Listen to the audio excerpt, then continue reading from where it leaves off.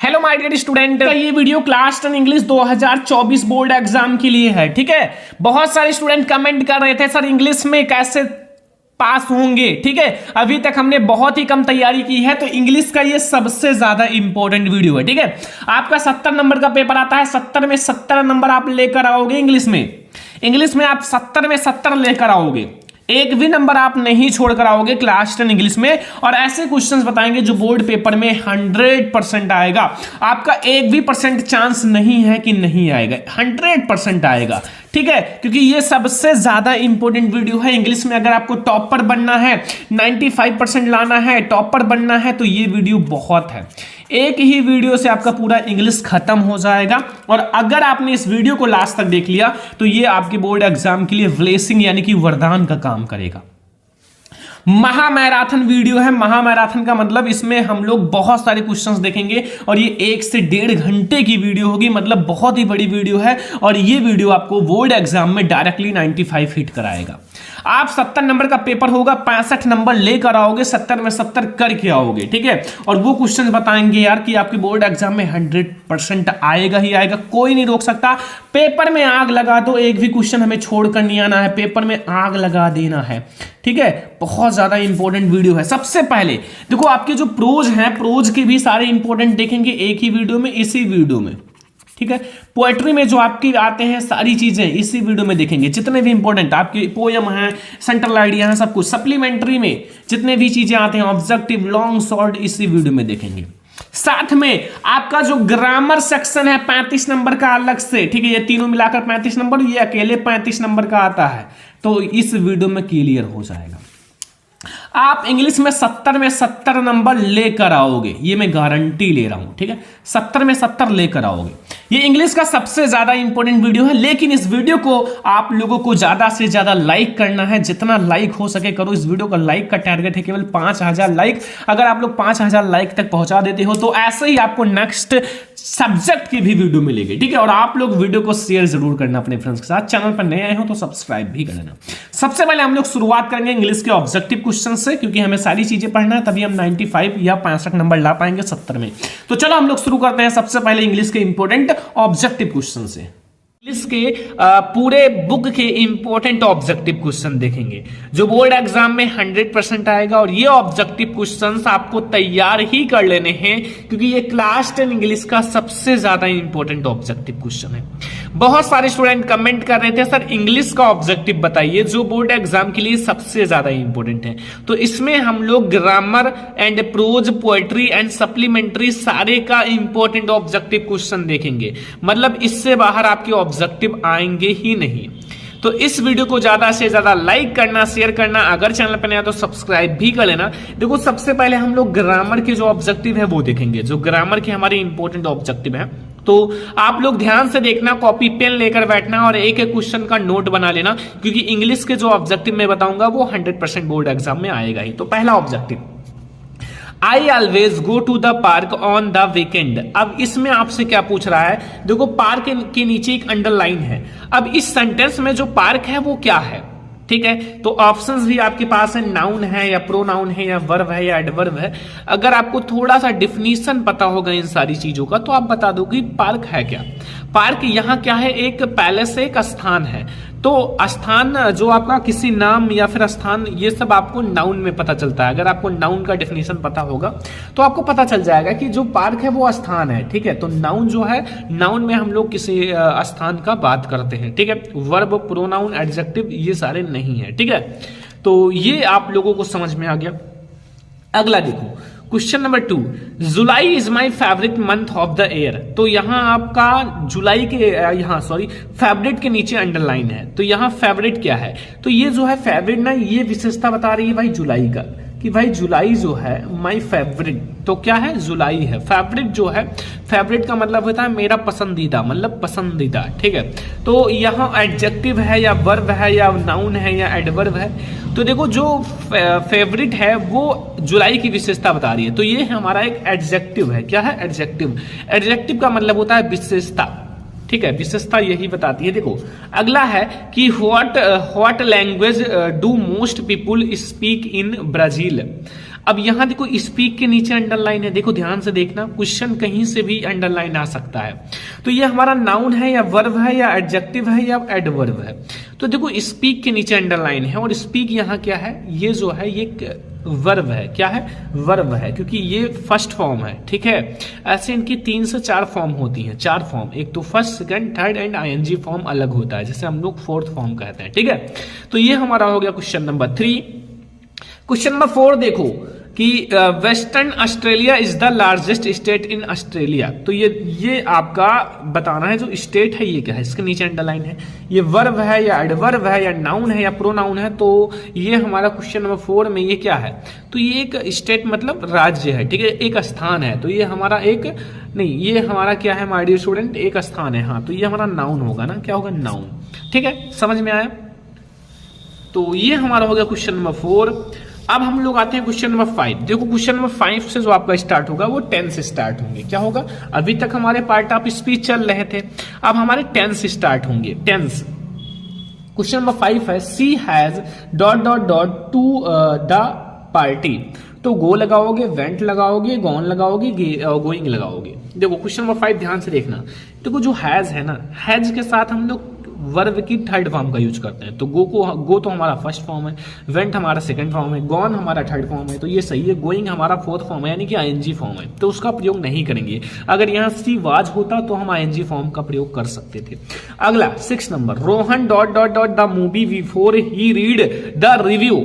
तो यहाँ आप क्या लगाओगे, वॉचेज लगाओगे या हैव वॉचेड या हैड वॉचेड या वॉच वॉचिंग। देखो यहाँ आप क्वेश्चन नंबर 6 में क्या लगाओगे, देखो यहाँ जो है रिव्यू दिया, क्योंकि वो फिल्म देख चुका था। बिफोर मतलब पहले ही वो फिल्म देख चुका था। देखो बिफोर आया हुआ है, तो इधर हमारा जो है पास्ट परफेक्ट में बनेगा।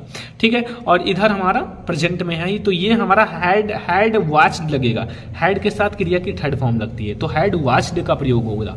ठीक है, अगला क्वेश्चन देखो, सारा क्वेश्चन ध्यान से समझना।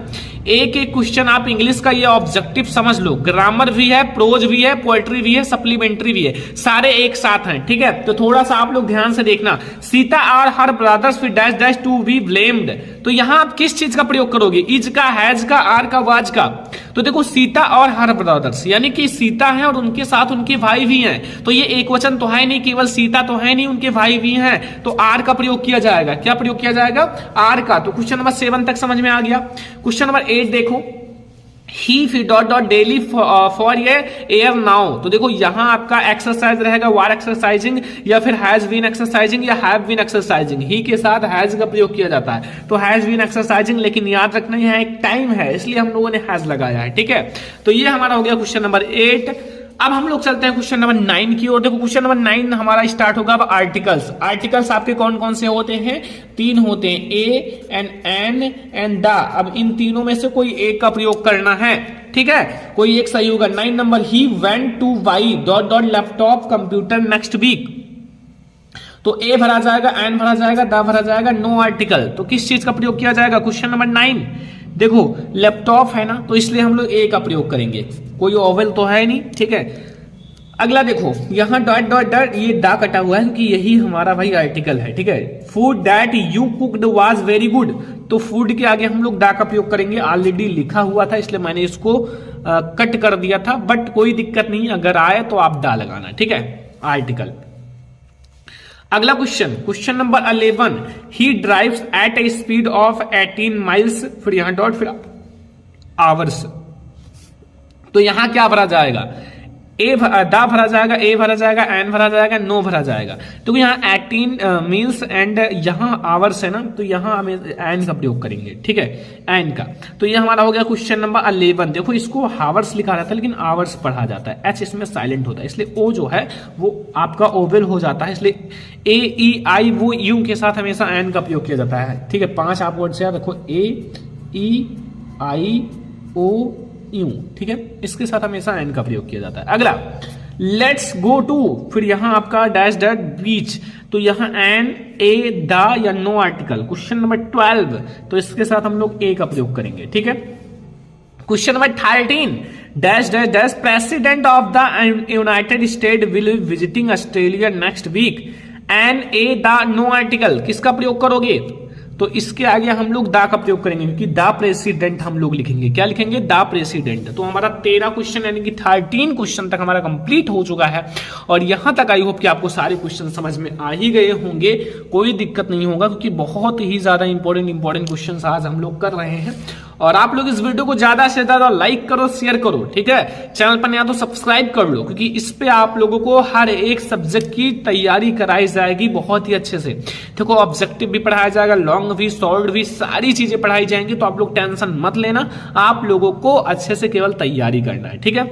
लिखा हुआ डू, फिर स्लेस है, नॉट स्लेस, time waste, previous and your.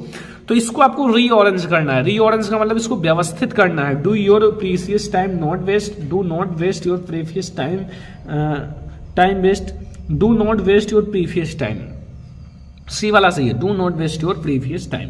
अपना जो ये मतलब एक प्रीवियस टाइम है, बहुत ही महत्वपूर्ण जो टाइम है, उसको मत वेस्ट करो फालतू में, ठीक है, क्योंकि टाइम दोबारा लौट कर नहीं आएगा। देखो find the misfield words, annex या एनिवर्सरी या एनिमेट या फिर एनिमोस्टली।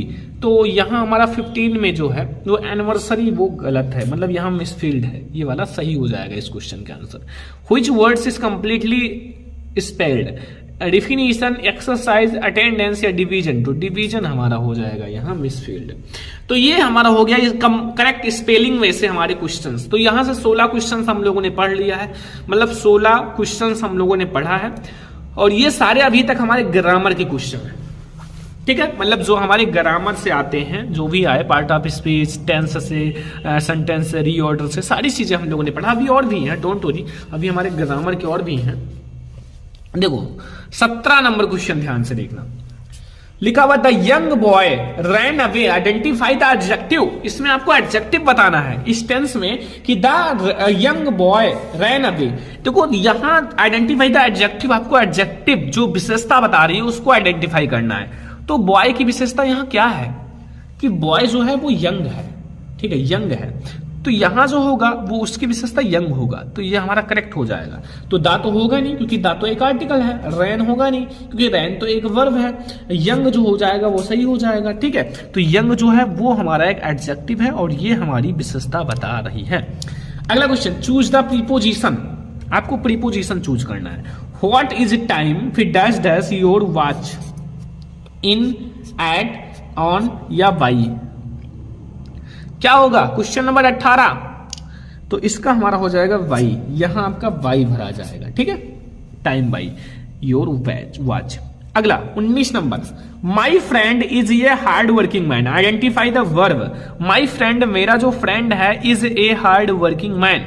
तो यहां आपको भैया क्या चूज करना है, हमें चूज करना है कि इसमें हमारा वर्ब क्या है।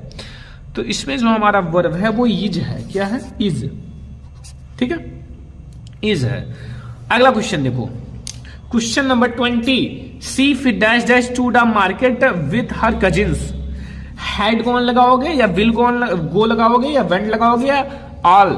तो यहां हमारा देखो सी है, फिर विल गो जाऊंगा, वेंट गया, हैड गॉन चुका था। तो सारा सही हो जाएगा, कोई दिक्कत नहीं, सारा आप लगा सकते हो, कोई सा भी कोई दिक्कत नहीं है, ठीक है, ऑल करेक्ट हो जाएगा। तो ये 20 ऑब्जेक्टिव हमारे हो गए अभी तक, किसके जानते हो, ग्रामर के। ग्रामर के सारे अभी तक 20 ऑब्जेक्टिव थे। अब ये हमारे जो स्टार्ट होंगे वो होंगे प्रोज से। किससे? अब जो हमारे ऑब्जेक्टिव स्टार्ट होंगे वो प्रोज से स्टार्ट होंगे, मतलब जो आपके प्रोज होते हैं, प्रोज वाले चैप्टर्स, ठीक है। तो थोड़ा सा ध्यान से देखना, क्योंकि ये ऑब्जेक्टिव आपको तैयार, देखो जितना बता रहा हूं तैयार कर लो, फिर आपको इंग्लिश का जो ऑब्जेक्टिव का टेंशन खत्म हो जाएगा। ये सारे बहुत ज्यादा इंपॉर्टेंट है। देखो what Lencho expect in reply to his letter is. Lencho जो था वो क्या एक्सपेक्ट कर रहा था अपने रिप्लाई में, मतलब अपने लेटर में वो क्या चाहता था, क्या लिख रहा था। 100 एंस उसको चाहता था, या 75 पीसेज, या 100 पीसेज, या 100 पैसे। तो उसको जो चाहिए थे वो 100 पीसेज चाहिए थे, ठीक है। वो इसको एक्सेप्ट कर रहा था कि मुझे इतने चाहिए, क्योंकि हमें दोबारा फसल को लगाना भी है, और फसल जब तक आ ना जाए तब तक हमें जीवित भी रहना है उस पैसों से, तो इसलिए। 22 नंबर क्वेश्चन देखो, Lencho asked God to send the remaining money because he was to visit seeds, नहीं ये तो गलत है, was to buy food for the family. देखो केवल फूड ही की जरूरत नहीं थी, नीडेड इट द मोस्ट, उससे बहुत ज्यादा जरूरत थी इसलिए वो मांग रहा था। ठीक है, क्यों? क्योंकि उससे केवल फूड की जरूरत नहीं थी फैमिली को, बल्कि उसके पास दोबारा फसल को लगाने के भी पैसे नहीं थे, तो इसलिए नीडेड इट द मोस्ट ये बहुत ज्यादा इंपॉर्टेंट था, केवल एक वर्ग के लिए नहीं, उनके सारे वर्ग के लिए ये पैसे इंपॉर्टेंट है। ठीक है, अगला, द पोस्ट मास्टर वॉज ये एमीबल फेलो, तो कैसा एमीबल फेलो था? रूडी था, मतलब रूड मतलब बहुत ज्यादा रूडी जो होती नहीं है, लेजी था नहीं, फ्रेंडली था नहीं, एक फैटी था। फैट का मतलब होता है एक मोटा ताजा था। ठीक है, मोटा ताजा था मतलब वो जो पोस्ट मास्टर था बहुत ज्यादा मोटा था। अगला 24 number question, the authors age at the time of the inauguration was, inauguration के समय जो ऑथर की एज थी, जो उसका उम्र था वो कितना था? 18 ईयर, 75 ईयर, 79 ईयर या 70 ईयर। तो इनिग्रेशन के समय जो इनका जो मतलब एज था वो 80 साल का था, 18 ईयर 80 साल। ठीक है, समझ में आया 24 नंबर क्वेश्चन तक? तो बहुत ही ज्यादा इंपॉर्टेंट क्वेश्चन आज मैं करा रहा हूं, अगर आप कंप्लीट कर लोगे ना तो यार आपका जो ऑब्जेक्टिव वो खत्म हो जाएगा, कोई नहीं रोक पाएगा आपको ऑब्जेक्टिव में फुल मार्क्स लाने से। अगला क्वेश्चन देखो 25 number, the inauguration was talking palace in, जो इनिग्रेशन हुआ था वो किस स्थान पर हुआ था? The capital buildings, the government buildings in Pretoria, या the lovely stand stones amphitheatre, या फिर हमारा द एमिथ्रेट? नहीं, हमारा इसमें हुआ था सी वाला, द लवली स्टैंड स्टोन्स एमिथ्रेट्स। ठीक है, तो हमारा सी वाला ऑप्शन सही है, जो कि क्वेश्चन नंबर 25 का सी वाला ऑप्शन बिल्कुल सही है। Question number 26, Nelson Mandela become the first black of South Africa, क्या बनी थी पहली जो ब्लैक मतलब ब्लैक मैन बनी थी, क्या बनी थी जो नेल्सन मंडेला? एक प्राइम मिनिस्टर या वाइस प्रेसिडेंट या प्रेसिडेंट या मिनिस्टर? देखो जो मतलब साउथ अफ्रीका में बनी थी वो बनी थी प्रेसिडेंट, एक राष्ट्रपति, सबसे बड़ा पद, आसान बात नहीं है। ठीक है, बहुत मेहनत करी थी, बहुत ज्यादा मेहनत करना पड़ता है अगर, तो ये प्रेसिडेंट बनी थी। अगला 27 number, the young seagull was alone his ledge because he had no family of own, उसके पास कोई फैमिली नहीं था, गलत है। He had not made business, नहीं, उसने कोई घोषणा नहीं बनाया था, नहीं, गलत है। His parents brothers and sister had flown away expect him he was afraid to fly, ये सही है कि उसके जो माता पिता और उनके जो भाई थे वो उड़ गए थे, और तो इसको डर भी लग रहा था उड़ने से। ठीक है, तो बस हो गया, और क्या, सी वाला ऑप्शन सही है। अगला देखो 28 number, before his first flight the young seagull was very nervous, नहीं नर्वस नहीं था, हैप्पी नहीं था यार, एक्सपेक्टेड नहीं, वो डर रहा था। डरना का मतलब एफ्राइड, जैसे फर्स्ट टाइम कुछ भी करो लाइफ में, कुछ भी करते हो, मान लो आप पहली टाइम आप क्या चलाते हो, साइकिल चलाते हो, तो कहीं ना कहीं आपको डर तो लगता ही है ना कि कहीं आप गिर जाएंगे, गोड़ हाथ टूट जाएगा तो फिर प्रॉब्लम होगा। तो यही मतलब उनको भी डर लग रहा था कि यार उड़ना तो है, बट फर्स्ट टाइम है तो थोड़ा तो डर लगेगा ही, और डर लगता है, बट एट लास्ट क्या होता है कि सीख जाते हैं, मतलब एट लास्ट क्या होता है कि आपको जीत मिल ही जाती है, क्योंकि भाई आपको वही करना है तो जीत तो मिलेगी ही। अगला देखो, आ जाओ 29 नंबर क्वेश्चन पे आते हैं। देखो 29 नंबर, द ऑथर सा इन द ब्लैक क्लाउड्स, जो ऑथर था वो ब्लैक क्लाउड्स यानी कि काले बादलों के उसमें क्या देखा? ए ब्लैक एलोप्लेन या ए ब्यूटीफुल एलोप्लेन? नहीं, कुछ नहीं। अगला एनदर एलोप्लेन, ए डार्क एलोप्लेन? नहीं, उसने जो देखा था एक दूसरा एरोप्लेन, अपने एरोप्लेन के पास एक दूसरा एरोप्लेन देखा था जिसमें से कोई व्यक्ति हेल्प के लिए अपने हाथ को हिला रहा था। ठीक है, क्योंकि वो जो था आंधी का समय था और काफी प्रॉब्लम था उस समय। ठीक है, 30 नंबर क्वेश्चन देखो, 30 number, the narrator was greatly when he saw another aeroplane in the storm, वो सोक्ड हो गया, नहीं, रिलीव्ड, या फिर देखो ये वाला सही, बी वाला ऑप्शन। ठीक है, रियलाइज्ड। अगला क्वेश्चन 31 नंबर, एनी जो एनीज मदर थी, जो एनी की माता थी, ठीक है, mother, Annie's mother also had the habit of, जो एनी की माता की हैबिट थी वही एनी की भी हैबिट थी। तो एनी की माता की हैबिट क्या थी? ठीक है, मेडिटेशन था या ब्रोडिंग था या थिंकिंग था या टॉकिंग था? तो टॉकिंग था मच, बहुत ज्यादा बात करने का, बहुत ज्यादा बातूनी थी, बात बहुत ज्यादा करती थी। ऐसे एनी भी बहुत ज्यादा क्लासरूम में बात करती थी। सो उन्हें निबंध दिया गया था लिखने के लिए चैटर बॉक्स पर, ठीक है। मिस्टर किसिंग जो एक टीचर थे उन्होंने दिया था, ठीक है। शायद पता होगा, चैप्टर तो पढ़े ही होंगे। Anne would allow one to read her diary when, तो उसको क्या पता चला जब उसकी डायरी को पढ़ा कि she would have a real friend, ठीक है। She would have a real friend, ठीक है। तो ये हो गया बच्चों 32 नंबर क्वेश्चन, ठीक है। मतलब 32 नंबर क्वेश्चन तक आपको समझ में आ गया होगा बहुत ही अच्छे से। अब 33 नंबर क्वेश्चन हम लोग यहां से देखते हैं। देखो 33 नंबर क्वेश्चन यहां, she named her diary Kitty as, Kitty उसके लिए क्या था, सी लव्ड द नेम, या she had always wanted a kitty, या her diary was a her friend. उसकी डायरी जो थी वो उसकी फ्रेंड थी, क्योंकि उसके पास और कोई रियल फ्रेंड नहीं था, वो जो डायरी था वो उसका फ्रेंड था, ठीक है। तो ये हो गया हमारा 34 नंबर क्वेश्चन।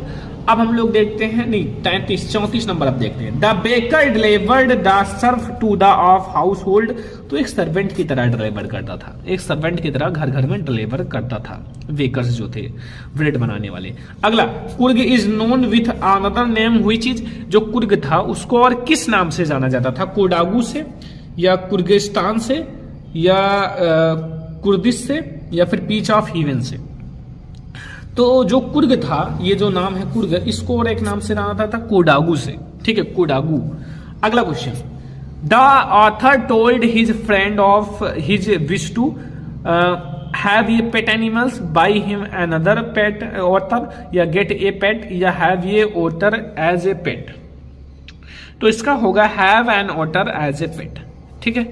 तो ये हो गया हमारा 36 नंबर क्वेश्चन। अब हम लोग आते हैं 37 नंबर क्वेश्चन पर, ठीक है। अभी हमारा प्रोज का ही चल रहा है, ध्यान रखना। ए फॉर्चून टू बल्ली वाज, बल्ली को मतलब पहला मनी या 30 पैसे या 50 पैसे या 45 मिनट्स, तो 45 मिनट्स इंपॉर्टेंट है, ठीक है। अब देखो अगला 38 नंबर क्वेश्चन, बल्ली क्लेप्ड हर हैंड विथ जॉय, बल्ली ने अपने हैंड को क्लेप मतलब ताली क्यों बजाई, विथ जॉय आनंद के साथ। Seeing a cow running in the front of the bus, उन्होंने देखा था कि एक गाय जो है वो बस के सामने से दौड़ती हुई जा रही थी, तो उसको मजा आया था क्योंकि वो बस में बैठी हुई थी, छोटी बच्ची थी, ठीक है। अगला 39 number, the girl Ballima was called for short, जो बल्लीमाई थी, बल्लीमाई का जो शॉर्ट नेम क्या था, ऊषा था या अम्मा था या कुट्टी था, नहीं बल्ली था, ठीक है। उसका आगे का काट के बल्ली बना दिया गया था। देखो आगे बल्ली माई है तो आगे का जो बल्ली वाला शब्द ले लिया गया था, ठीक है। अगला 40 number, Buddha later compare life the model to, देखो earthen vessel made by the potter, यानी कि ये हो गया हमारा 40 क्वेश्चन, ठीक है। तो ये 40 क्वेश्चंस आपको समझ में आ गए होंगे बहुत ही अच्छे से, क्योंकि ये आपके 20 तो आपके किसके हैं, ग्रामर के, और 20 ही हमारे प्रोज के हैं। अब देखो पोएट्री में आपके है नहीं, पोएट्री में तो आपका स्टेंजा आता है, इसलिए हम लोग देखते हैं सप्लीमेंट्री के क्वेश्चन। देखो सप्लीमेंट्री में आ जाओ, जो इंपॉर्टेंट क्वेश्चन है। देखो 41 से, मिस्टर पंपरी वाज, मिस्टर पंपरी एक कौन थे या कौन थी, एक पुअर लेडी थी, एक गरीब लेडी थी, या एक सेल्फिश लेडी थी, या फिर एक रिच लेडी थी। कैसी थी, एक रिच लेडी थी, क्या थी, एक ये रिच लेडी थी ना, जेंटल लेडी, एक रिच लेडी थी, ठीक है। जो मिस्टर पंपरी एक अमीर लेडी थी, ठीक है। अगला question 42, at the cleaning the doctor gave tricky, tricky को क्या कहा करने के लिए, फ्रूट्स एंड वेजिटेबल्स या injection, no food for 2 days या चॉकलेट्स, तो नो फूड्स फॉर 2 days, 2 दिन के लिए खाना पीना बंद, ठीक है। तो ये हो गया हमारा 42 नंबर क्वेश्चन। 43 आ जाओ, हु आज मिस्टर पंपरी, तो द मैड या द केयरटेकर या द नर्स या द मिस्ट्रीज, तो द मिस्ट्रीज, ठीक है। 44 नंबर क्वेश्चन, हु आज thief in the story, the thief story, जो थीफ्स स्टोरी है, ठीक है, चोर की कहानी के जो थीफ्स थे वो कौन थे, हरि सिंह थे, अनिल थे, मंगल पांडे थे या सुरेश थे, तो इसके जो थे वो हरि सिंह थे, हरि सिंह, ठीक है। ऑप्शन नंबर ए सही है। 45 नंबर क्वेश्चन है, Hari Singh did not know how to cook but told he could cook because he wanted, वो चाहते थे वर्क एंड फूड, जो वो क्या चाहते थे, ही वांटेड वो चाहते थे वर्क काम और फूड और खाना, ठीक है, बस हो गया। तो ये हमारा कितना हो गया बच्चों, 45 नंबर क्वेश्चन ना। अब हम लोग आते हैं 46 नंबर क्वेश्चन की ओर। देखो 46 नंबर क्वेश्चन, देखो रिचर्ड इवराइट कौन थे? एन एक्टर, एक एक्टर थे, या एक सिंगर या एक इंजीनियर या एक साइंटिस्ट? तो एक साइंटिस्ट थे, ठीक है, एक साइंटिस्ट है, ठीक है। 47 नंबर क्वेश्चन है, the writer of the lesson the making of scientist is, the making of scientist के राइटर कौन थे? देखो रॉबर्ट डब्ल्यू पीटरसन, कौन थे? हाँ यही थे, रॉबर्ट डब्ल्यू पीटरसन, आप देख लेना बुक में, बिल्कुल सही है। रामलाल एल्डर डॉटर वाज, जो रामलाल थे, रामलाल की जो एल्डर डॉटर थी वो कौन थी? ठीक है, राधा थी या रेखा थी या सुलेखा थी या कमला थी? तो 48 नंबर क्वेश्चन का क्या होगा? तो जो मतलब एल्डर डॉटर थी वो राधा थी। कौन थी? राधा। अगला, रामलाल के कितने लड़के और लड़कियां थी? पुत्र एंड पुत्री, 2 sons and 1 daughter, या 1 daughter and 2 sons, या 1 sons and 2 daughters, या 3 sons 3 बच्चे और 4 daughters 4 लड़कियां। तो ये सही है। देखो 3 sons यानी कि 4 लड़के थे एंड 3 लड़कियां थी, 3 sons मतलब 4 लड़के एंड 4 daughters यानी कि 4 लड़कियां थी। Ramlal Elder daughter was, same है ना, सेम ही क्वेश्चन है, राधा, ये वाला सेम ही है ना, एल्डर डॉटर तो राधा ही है, कोई दिक्कत नहीं है। तो देखो हम लोगों ने इस वीडियो में देखा कि 50 ऑब्जेक्टिव क्वेश्चन, देखो ध्यान से समझना, 50 ऑब्जेक्टिव क्वेश्चन, और हाँ वो क्वेश्चन नहीं देखा है जो बोर्ड एग्जाम में ना आए, वो क्वेश्चन देखा है जो आपके बोर्ड एग्जाम में 100% आए। अब आपका 20 नंबर का ऑब्जेक्टिव आता है ना बोर्ड एग्जाम में, तो 20 में से मैं ज्यादा नहीं बट हाँ 18 कह सकता हूं कि यहीं से आएगा, क्योंकि इसमें मैंने हर एक इंपॉर्टेंट करा दिया है जो आपके बोर्ड एग्जाम के लिए वेरी इंपॉर्टेंट है। लिए हर साल बोर्ड परीक्षा में पूछे वाले, ठीक है, जो पूछे जाने वाले, जो हर साल बोर्ड परीक्षा में पूछा जाता है, इंपॉर्टेंट आर्टिकल राइटिंग देखेंगे। आर्टिकल राइटिंग जो बोर्ड एग्जाम में 6 नंबर का आता है, ये क्लास 10 इंग्लिश का सबसे ज्यादा इंपॉर्टेंट आर्टिकल राइटिंग है। अगर आपने ये पांच इंपॉर्टेंट आर्टिकल राइटिंग बताऊंगा, अगर आपने तैयार कर लिया तो मैं गारंटी देता हूं कि ये बोर्ड परीक्षा में 100% आएगा। इससे बाहर आर्टिकल राइटिंग आ ही नहीं सकता। अगर आप जो पेपर हो चुके हैं 10 साल पहले को उठा के देख लो, आपको आर्टिकल राइटिंग यही देखने को मिलेगा जो इस वीडियो में बताने वाले हैं, ठीक है। ये आर्टिकल राइटिंग जो हर साल बोर्ड एग्जाम में पूछा जाता है वही बताएंगे। आपको पूरे बुक का सारा आर्टिकल राइटिंग पढ़ना जरूरी नहीं है, ठीक है। अब आपको स्मार्ट तरीके से पढ़ाई करना है, जो बहुत ही ज्यादा इंपॉर्टेंट है उसको पढ़ना है, ठीक है। तो हम लोग एक एक आर्टिकल राइटिंग को समझेंगे। तो नंबर फर्स्ट आप लोग आर्टिकल राइटिंग जो बोर्ड एग्जाम के लिए सबसे ज्यादा इंपॉर्टेंट आर्टिकल राइटिंग है, ध्यान से समझना। इंपॉर्टेंस ऑफ एक्सरसाइज, मतलब जो एक्सरसाइज होता है, एक्सरसाइज का महत्व क्या है, एक्सरसाइज इंपॉर्टेंस है, मतलब क्यों इंपॉर्टेंस है, तो इसके बारे में आपको अच्छे से डिस्क्राइब करना है। हेडिंग बाय हेडिंग आप डिस्क्राइब करो, जैसे आपके हेल्थ के लिए अच्छा है और आपका बॉडी भी फिट रहती है एंड आपको कोई बीमारी भी नहीं होती है। इंग्लिश में थोड़ा सा आप लोग अच्छे से डिस्क्राइब कर देना बस। तो इंपॉर्टेंस आप एक्सरसाइज पर जरूर कंप्लीट कर लेना। ये बोर्ड एग्जाम के लिए जो है ना वेरी इंपॉर्टेंट है, ठीक है, मतलब वेरी इंपॉर्टेंट है। तो तैयार जरूर कर लेना है, क्योंकि मैं आप लोगों को वही आर्टिकल राइटिंग बताऊंगा जो 100% फिक्स है भाई बोर्ड एग्जाम में आएगा, ठीक है। तो आप लोग वही आर्टिकल राइटिंग तैयार करो जो मैं बता रहा हूं, ठीक है। तो ये आप लोगों को तैयार कर लेना है, जो इंपॉर्टेंस ऑफ एक्सरसाइज, एक्सरसाइज का महत्व, ठीक है, इसको आपको जल्दी से तैयार कर लो जो मैं आपको बता रहा हूं। तो पहला आप लोगों को समझ में आ गया। दूसरा जो आप लोगों को तैयार करना है, ये बहुत ही ज्यादा इंपॉर्टेंट है, बहुत ही ज्यादा इंपॉर्टेंट है। ये आपको तैयार करना है, ए विजिट टू ए जू, यानी कि एक, जैसे आप जू यानी कि जो चिड़ियाघर होता है उसको आप विजिट करो। विजिट करने का मतलब है जब आप किसी चीज, मतलब आप एक चिड़ियाघर में गए तो आपने क्या क्या देखा, ठीक है, उसके बारे में आपको समझाना है। जैसे आप कोई चीज देखते हो, जैसे आप बोर्ड एग्जाम में पेपर देने जाओगे और आपसे जो छोटा है, ठीक है, जिसको पेपर देना है अगले साल, तो वो पूछेगा कि कैसे होता है, क्या होता है। तो वैसे चिड़ियाघर में कोई जाता है तो उसको आपको समझाना है कि ए विजिट ए जू, ठीक है। तो ये हमारा क्वेश्चन नंबर 2 है, यानी कि दूसरा मोस्ट इंपॉर्टेंट जो हमारा है, ठीक है। ये दूसरा मोस्ट इंपॉर्टेंट आर्टिकल राइटिंग है और जल्दी से तैयार कर लो। बस 5 इंपॉर्टेंट आर्टिकल राइटिंग समझाएंगे, बस ये 5 तैयार कर लोगे ना, ये आप लोग इंग्लिश के पेपर में देखोगे भाई यही आएगा। जो इंग्लिश का पेपर आप लोग देखोगे यही 100% आएगा, ठीक है। तो अब हम लोग तीसरा मोस्ट इंपॉर्टेंट देखेंगे आर्टिकल राइटिंग। देखो तीसरा जो हमारा बहुत ही ज्यादा इंपॉर्टेंट आर्टिकल राइटिंग है वो आप लोग देखो, वो है फेस्टिवल्स ऑफ इंडिया, यानी कि जो इंडिया के त्योहार होते हैं, ठीक है, भारत के त्योहार, फेस्टिवल्स ऑफ इंडिया।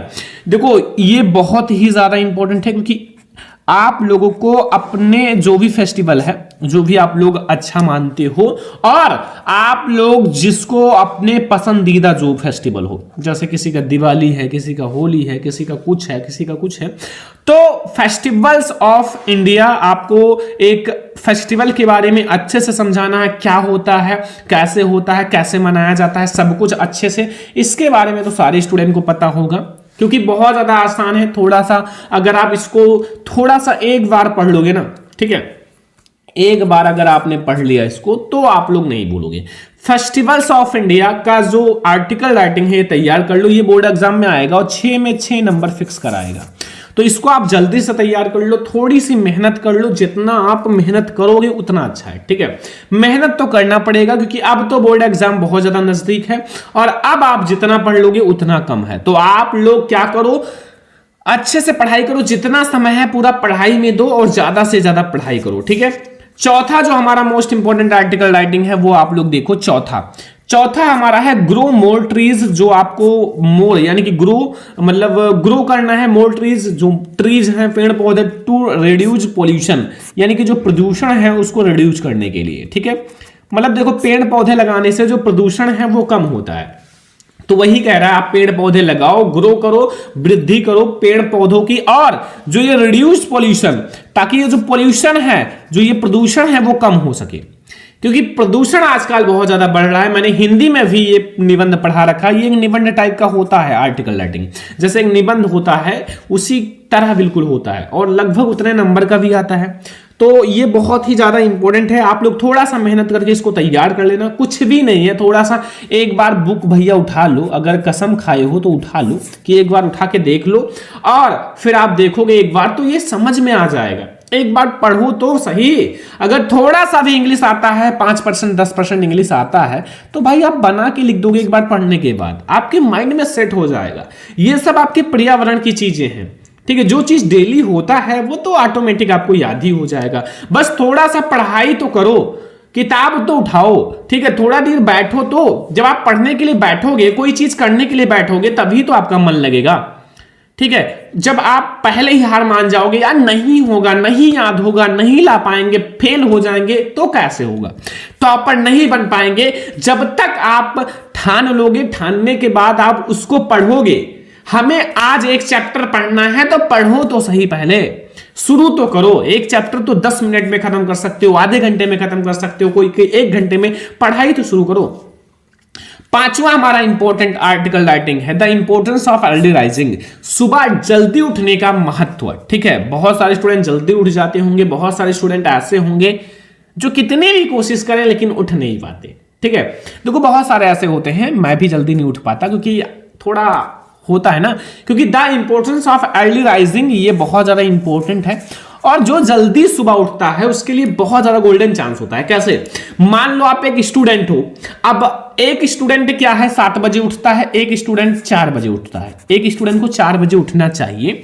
अब देखो ध्यान से, अब ये 7 बजे उठेगा भैया, ये 4 बजे उठेगा, तो ये 4 बजे से 7 बजे तक यानी कि 3 घंटे उसके पास ऐसे हैं कि ये पढ़कर इनको लीड दे सकता है। लीड का मतलब उनको पीछे कर सकता है, 3 घंटे, और वो 3 घंटे ऐसा समय होता है, सही से पढ़ लो ना तो फिर सब कुछ याद हो जाता है।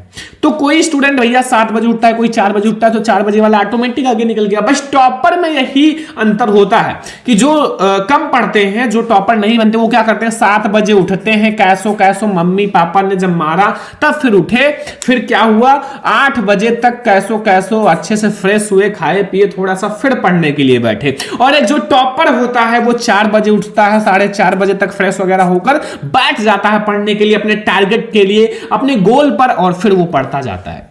और वो उसके पास 4 से 5 घंटे ऐसा समय होता है जिसमें वो उसको पढ़कर टॉपर बनता है, ठीक है। तो पढ़ाई करो, समय कम है, जल्दी उठो, ठीक है। तो ये 5 ऐसे आर्टिकल राइटिंग है, अगर आपने तैयार कर लिया, मैं गारंटी लेता हूं इससे बाहर नहीं आएगा। ये इंग्लिश के जितने में आपको इंपॉर्टेंट एप्लीकेशन राइटिंग बताने वाला हूं, ये 100% श्योर है कि बोर्ड एग्जाम में आएगा भाई। इससे बाहर आता ही नहीं है। अगर आप जाओ बोर्ड एग्जाम का पिछले साल का 2-4 साल का पेपर उठा के देख लो। तो हम लोग एक एक एप्लीकेशन को समझेंगे, ठीक है। तो सबसे पहला जो आपका एप्लीकेशन राइटिंग है, जो आपको जरूर ही तैयार कर लेना है, ठीक है। देखो सबसे पहला आपसे क्या पूछ रहा है, जितना मैं आपको एप्लीकेशन बताऊंगा वो जो है वेरी इंपॉर्टेंट रहेगा। देखो 2014 में आया हुआ, 18 में, 19 में, 20 में, 22 में, हर साल लगभग पूछा जाता है, ठीक है। तो ये पहला हमारा, write an application to the principal. अपने प्रिंसिपल को, जो स्कूल में आपके हैं, प्रिंसिपल को एक एप्लीकेशन लिखना है आप योर कॉलेज, अपने कॉलेज के लिए, to grant you leave for 3 days as you have attend the marriage of your cousin sister. देखो आपको एक एप्लीकेशन लिखना है अपने स्कूल के प्रिंसिपल को, ठीक है। एक एप्लीकेशन लिखना है जिसमें आपको 3 दिन की छुट्टी चाहिए, क्योंकि आपकी कजिन सिस्टर की मैरिज है, उनकी शादी में आपको जाना है। तो इसके लिए आपको कितने दिन की, 3 दिन की छुट्टी चाहिए, ठीक है। तो इस पर आप लोगों को लिखना एप्लीकेशन। तो आपकी बोर्ड एग्जाम में आएगा कि write an application to the principal of your college to grant you leave for 3 days as you attend the marriage of your cousin sister. देखो 2014 में आया हुआ है, पर 18 में, 19 में, 20 में, 22 में बहुत ही बार ये आप लोगों का एप्लीकेशन बोर्ड एग्जाम में आया हुआ है। तो 2024 बोर्ड एग्जाम में भी आ सकता है, ठीक है। तो जल्दी से आप लोग तैयार कर लो। सेकंड नंबर कौन सा आपको एप्लीकेशन तैयार करना है, दूसरा एप्लीकेशन। देखो जितना मैं आपको एप्लीकेशन बता रहा हूं बस उतना तैयार कर लो, बहुत है, इससे बाहर एक भी नहीं आएगा, ठीक है। मैं गारंटी लेता हूं 100% का, क्योंकि भाई मैं आपको जो एप्लीकेशन बता रहा हूं वो हर साल बोर्ड एग्जाम में आते हैं, ठीक है। और बोर्ड एग्जाम 2024 में भी आप इंग्लिश के पेपर में देखना वही आएगा। लिखना write an application to your games teacher. अपने गेम्स टीचर को एक एप्लीकेशन लिखना है for arranging regular evenings games in the college and issue to cricket balls and bats. आपको एक एप्लीकेशन लिखना है क्या करने के लिए, कि मतलब जो गेम्स टीचर हैं, जो मतलब गेम्स खिलाते हैं टीचर, वो क्या करें कि डेली जो रेगुलर इवनिंग गेम्स में आए। और 2 इशू है, मतलब कमी है कि किसका, बॉल्स एंड बैट्स का, तो उसको जरूर मतलब प्रोवाइड करें ताकि हम जो है अच्छे से खेल सकें। अब देख सकते हो ये कितना ज्यादा इंपॉर्टेंट है। 2014 में आया, 15 में, 16 में, 17 में, 19 में, 20 में, बहुत ही बार बोर्ड एग्जाम में आया हुआ है। तो जो बहुत ही ज्यादा इंपॉर्टेंट है वही मैं आप लोगों को बता रहा हूं कि आप बोर्ड एग्जाम में जाओ, छाप कर चले आओ, एक भी नंबर हमें छोड़ना नहीं है। जब तक हम इंग्लिश में 95% नहीं लाएंगे 100 में, तब तक छोड़ेंगे नहीं। जब तक तोड़ेंगे नहीं तब तक छोड़ेंगे नहीं। हर एक टॉपिक हम लोग पढ़ने वाले हैं, हर एक टॉपिक में आप लोगों को समझा रहा हूं इसीलिए कि आप लोग एक एक टॉपिक में मास्टर हो जाओ, ठीक है, कोई भी आपसे आगे ना रहे।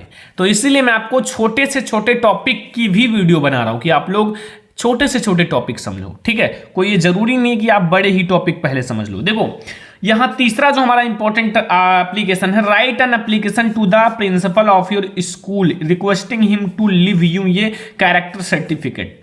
आपको एक एप्लीकेशन लिखना है अपने प्रिंसिपल के लिए कि ऑफ योर रिक्वेस्टिंग क्या करने के लिए, to give your character certificate, अपने कैरेक्टर सर्टिफिकेट के लिए, ठीक है। उसके लिए आपको एक एप्लीकेशन लिखना है कि हमें प्रोवाइड करें, चाहे आप स्कूल लिविंग के लिए, चाहे आप उस स्कूल को छोड़ रहे हो इसलिए आप ये मतलब मांग रहे हो, या फिर ट्रांसफर सर्टिफिकेट, या फिर आपको कहीं ट्रांसफर करना सर्टिफिकेट, इसलिए कुल मिला के आपको एक एप्लीकेशन लिखना है अपने प्रिंसिपल को ताकि आपको सर्टिफिकेट मिले, ठीक है। आप वो सर्टिफिकेट घर पे जाओ, ठीक है, ले जाओ, ठीक है। उस पर एक एप्लीकेशन लिखना है, रिक्वेस्ट करना है। आपको सर्टिफिकेट मिला नहीं है बट एक एप्लीकेशन के द्वारा आपको उसे चाहिए, ठीक है। 2017, 18, 19, 20 में आया हुआ है तो भैया बोर्ड एग्जाम में आने का बिल्कुल चांस है, ठीक है। तो 3 एप्लीकेशन आप लोगों को समझ में आ गया और कोई भी दिक्कत नहीं होगा, क्योंकि मैं आप लोगों को 5 ऐसे एप्लीकेशन बताऊंगा, ज्यादा नहीं, 5 एप्लीकेशन ही बताऊंगा, ठीक है। और 5 में से अगर आप 5 तैयार कर लिए, भाई 5 एप्लीकेशन तैयार कर लो, आपका नंबर क्लियर है। लेटर तैयार करो या ना करो, क्योंकि लेटर और एप्लीकेशन, देखो लेटर और एप्लीकेशन में से कोई एक ही लिखना रहता है, तो आप एप्लीकेशन ही लिख देना, क्या दिक्कत है। एप्लीकेशन लिख देना, आपको भैया 4 नंबर मिल जाएगा, ठीक है। तो आप लोग टेंशन मत लेना, ठीक है, बहुत ही ज्यादा आसान होता है। चौथा नंबर हमारा है write an application to the principal. देखो हर एक बार ये याद रखना कि आपको अपने प्रिंसिपल को ही एप्लीकेशन लिखना रहता है। तो ऊपर का जो स्ट्रक्चर रहता है वो यही रहता है, टू द प्रिंसिपल, आपके स्कूल का नाम देवी इंटर कॉलेज नवाबगंज, फिर आप जो सब्जेक्ट लिखो, फिर सर या मैडम लगा के आप लिखना शुरू कर दो। ठीक है, तो यहां write an application to the principal of your college या school requesting him to grant you full fees concession. Fees concession पर आपको एक एप्लीकेशन लिखना है। तो काफी आसान होता है एप्लीकेशन, एक बार आप समझ जाओ लिखने का सही तरीका कि भाई लिखने का सही तरीका क्या होता है, तो कोई दिक्कत नहीं होता। जैसे ये देखो वेरी इंपॉर्टेंट है, 2013, 16, 20, 22, 23 कितनी बार आया हुआ है। अब जो हमारा पांचवा एप्लीकेशन है वो सबसे ज्यादा इंपॉर्टेंट है, रिकॉर्ड तोड़ चुका है बोर्ड एग्जाम में आने का, और हर साल बोर्ड एग्जाम में आता है। तो ध्यान से देखना क्योंकि आप लोगों के लिए ये उतना ही ज्यादा इंपॉर्टेंट एप्लीकेशन है। ठीक है, और ये मैं आपको बता दूं कि कितनी बार आया हुआ है, पहले ये आप चेक कर लो। पहले हमें ये चेक करना जरूरी है, 2017 में, 19 में, 20 में, 21 में, 22 में, 23 में लगातार। तो भैया चांस है 2024 में 100%, क्योंकि जो हर साल आते हैं, जो मतलब बहुत ज्यादा इंपॉर्टेंट, इतिहास गवाह है कि बोर्ड एग्जाम में इंपॉर्टेंट क्वेश्चंस ही आते हैं, वरना इंपॉर्टेंट नहीं आते तो ये इतनी बार नहीं आते। ठीक है, एक ही क्वेश्चन इतनी बार क्यों रिपीट कर रहे हैं, इसका मतलब कि बोर्ड एग्जाम में इंपॉर्टेंट ही आते हैं। देखो, you have to look after your sick mother. आपके जो मदर हैं, ठीक है, माता जी, उनका क्या है, तबीयत खराब है, सिक है, बीमार है, इसलिए आप to so write an application to the principal. इसलिए आपको अपने प्रिंसिपल को एक एप्लीकेशन लिखना है to your college requesting him to grant your 4 days leave. आपको 4 दिन की छुट्टी चाहिए क्योंकि आपकी जो मदर हैं, माता हैं, उनकी तबीयत खराब है, इसके लिए आपको 4 दिन की छुट्टी चाहिए ताकि हम उनका अच्छे से देखभाल कर सकें, इलाज कर सकें और टाइम टू टाइम सब कुछ दे सकें। ठीक है, तो इस पर आपको एक एप्लीकेशन लिखना है, फुल में फुल मार्क्स मिलेगा। तो मैंने आपको 5 ऐसे एप्लीकेशन बताया है, 5 जो अगर आपने तैयार कर लिया तो इससे बाहर कुछ नहीं आएगा। एक एक एप्लीकेशन दोबारा देख लो। पहला है write an application to the principal of school college to grant you leave for 3 days you have attend the marriage of your cousin sister, ये पहला हमारा था। दूसरा देख लो, write an application to your games teacher for arranging regular evening games in the college and issue 2 cricket balls and bats. तीसरा है write an application to the principal of your school requesting him to give ये character certificate, school living और transfer certificate. ठीक है, तीनों समझ में आ गया। चौथा देख लो कि write an application to the principal of your college school requesting him to grant you full fees concession. और लास्ट हमारा सबसे ज्यादा इंपॉर्टेंट है कि भैया you have to look after your sick mother, so write an application to the principal of your school college requesting him grant 4 days, 4 दिन की छुट्टी। तो ये है हमारा 2024 बोर्ड एग्जाम के लिए सबसे ज्यादा इंपॉर्टेंट एप्लीकेशन, इससे बाहर नहीं आएगा। जल्दी से तैयार कर लो, जल्दी से इस वीडियो को लाइक शेयर एंड सब्सक्राइब कर दो। क्वेश्चन अगर आपने, जितना मैं इंपॉर्टेंट क्वेश्चन बता रहा हूं, ये अगर आपने पूरा समझ लिया, अच्छे से पूरा पढ़ लिया, तो आपका जो प्रोज के important short and long question complete हो जाएंगे और बोर्ड एग्जाम में 100% आएगा भी। ठीक है, तो आपसे रिक्वेस्ट है कि इस वीडियो को लाइक कर देना, चैनल पर नया तो सब्सक्राइब भी कर लेना, और ये वीडियो बहुत ही ज़्यादा इंपॉर्टेंट है तो शेयर अपने फ्रेंड्स के साथ जरूर करना, क्योंकि हम आप लोगों को इसमें इंग्लिश के बहुत इंपॉर्टेंट क्वेश्चंस को पढ़ाने वाले हैं। ठीक है, तो सबसे पहले हम लोग शुरू करेंगे शॉर्ट क्वेश्चन से। जो आपके शॉर्ट क्वेश्चन होते हैं, आपकी बोर्ड एग्जाम में 3 मार्क्स का आता है एक शॉर्ट क्वेश्चन, और आपकी बोर्ड एग्जाम में 2 शॉर्ट क्वेश्चन आते हैं, यानी कि 6 मार्क्स के आपके शॉर्ट क्वेश्चन आते हैं। ठीक है, तो एक एक क्वेश्चन को हम लोग अच्छे से समझेंगे। तो पहला नंबर क्वेश्चन से शुरुआत करते हैं। यहां क्या लिखा हुआ है, देखो, why was Lencho's problem and what was his only one hope. यहां आपसे पूछ रहा है कि जो लैंचो था, लैंचो की प्रॉब्लम क्या थी, लैंचो की समस्या क्या थी। ठीक है, एंड उसका ओनली वन होप, उसका जो है एक उम्मीद, एकमात्र उम्मीद क्या था, लैंचो का जो एकमात्र उम्मीद बचा हुआ था, जिसपे उसको लग रहा था कि वो हमारा हेल्प करेंगे, वो कौन था। तो ये बहुत ही ज़्यादा इंपॉर्टेंट क्वेश्चन है, और अगर आपने इसका हिंदी मीनिंग समझा है तो फिर आप लोगों को एक एक पॉइंट समझ में आ जाएगा। अगर आपने नहीं समझा हिंदी मीनिंग्स तो समझ लो, ठीक है, या फिर आप थोड़ा सा इसकी स्टोरी के बारे में जान लो तो आप लोगों को बेटर समझ में आएगा। जैसे देखो, जो लैंचो था एक गरीब किसान था, उसका एक छोटा सा फैमिली था, ठीक है, और वो क्या था, उसके खेत जो है उसको एक बारिश की जरूरत थी, मतलब खेत बोया हुआ था, खेत में मकई के फसल पके हुए लगे थे, तो उसको अगर एक छोटी सी बौछार मिल जाती तो उसका फसल और भी अच्छा हो जाता, ठीक है। तो उसको फसल को जो पानी की या फिर वर्षा की जरूरत थी, ठीक है।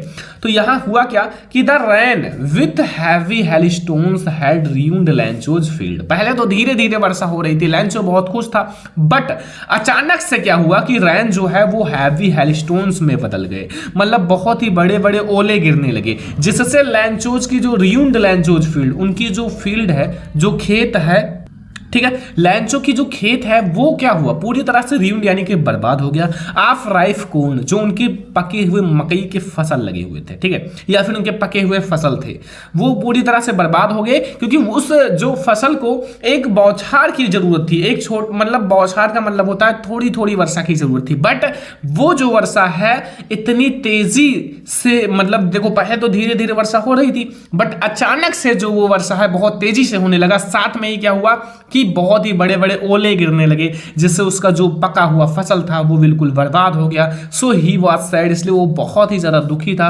And is his only hope was help from God, और उसकी जो एक मात्र आशा थी वो था गॉड से हेल्प, यानी कि भगवान से उसको सहायता मिले, ठीक है। तो ये है माय डियर स्टूडेंट लैंचो का एक question, why was Lencho's problem, जो लैंचो का प्रॉब्लम क्या था, और what was his only one hope, और उसकी एकमात्र आशा क्या थी। ये तो आपको बिल्कुल अच्छे से समझ में आ गया होगा, इसमें तो कोई प्रॉब्लम नहीं होगा। तो अगला क्वेश्चन हम लोग समझते हैं। देखो यहां सेकंड नंबर क्वेश्चन पूछ रहा है कि how did the post master collect money from लैंचो। देखो पोस्ट मास्टर को वो पत्र मिला था, भगवान को तो मिला नहीं था डायरेक्टली कि उनको मिल जाए और इनकी हेल्प कर दे, ठीक है, ऐसा तो हो नहीं सकता, ठीक है। ये तो केवल उसका फैट था, लैंचो का बहुत ज्यादा भगवान में विश्वास था, इसलिए भगवान को डायरेक्टली पत्र लिखा गया। बट वहां का जो पोस्ट मास्टर था उसको पत्र, जैसे पहले जो वहां पोस्ट मास्टर जैसे जहां पोस्ट में डाला जाता है तो वहां पहले डाकिया को मिला, फिर डाकिया ने पोस्ट मास्टर को दिया, तो फिर वो हेल्प करने का सोचा, ठीक है, क्योंकि भगवान में इतना विश्वास है, विश्वास को तोड़ना नहीं चाहिए। तो how did the post master collect money from लैंचो, post master ने लैंचो के लिए किस प्रकार धन एकत्रित किया।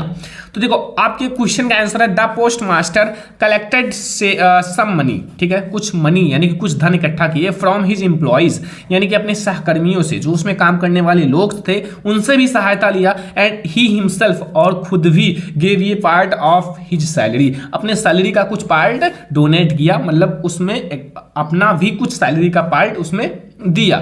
ही आल्सो मेड ये several of the friends to contribute for the noble cause, यानी कि इस अच्छे काम के लिए सारे फ्रेंड्स और वो खुद इसमें शामिल हुए, कंट्रीब्यूट हुए। बस ये बहुत आसान है, अगर आपको मीनिंग आता है, थोड़ा सा ट्रांसलेट आता है, टेंस आता है, ठीक है, तो ये सब बहुत आसान है, कुछ नहीं है, आप खुद से बना के लिख सकते हो, और खुद से बनाकर लिखोगे एग्जामिनर ऐसा नहीं है आपका आधा नंबर भी नहीं काट पाएगा, बस आपका सही तरीका हो, एग्जामिनर को समझ में आए बस, ठीक है। तो अब हम लोग देखते हैं जो हमारा क्वेश्चन नंबर 3 है, बोर्ड एग्जाम के लिए बहुत ही ज्यादा इंपॉर्टेंट है। देखो क्वेश्चन नंबर 3 पे आ जाओ। यहां पूछ रहा है what promise did Mandela make ये the beginnings of openings his oath talking speech. इसका मीन्स क्या है कि नेल्सन मंडेला ने अपने शपथ भाषण के आरंभ में क्या वादे किए।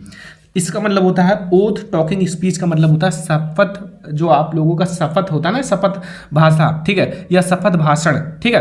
तो इसमें क्या क्या वादे किए थे, ठीक है, ये आपको बताना है। बहुत ही ज्यादा इंपॉर्टेंट क्वेश्चन है कि जो नेल्सन मंडेला थे अपने शपथ ग्रहण भाषण के आरंभ में क्या वादे किए थे। तो देखो मंडेला जो है thanks all the international leaders and guest as he calls it an ocean of joy and victor for justice, ठीक है, उनको थैंक्स कहा जितने भी इंटरनेशनल लीडर्स थे और जो उनके गेस्ट थे, ठीक है। और ही promise that the country shall not again experience the operation of one by other, ठीक है।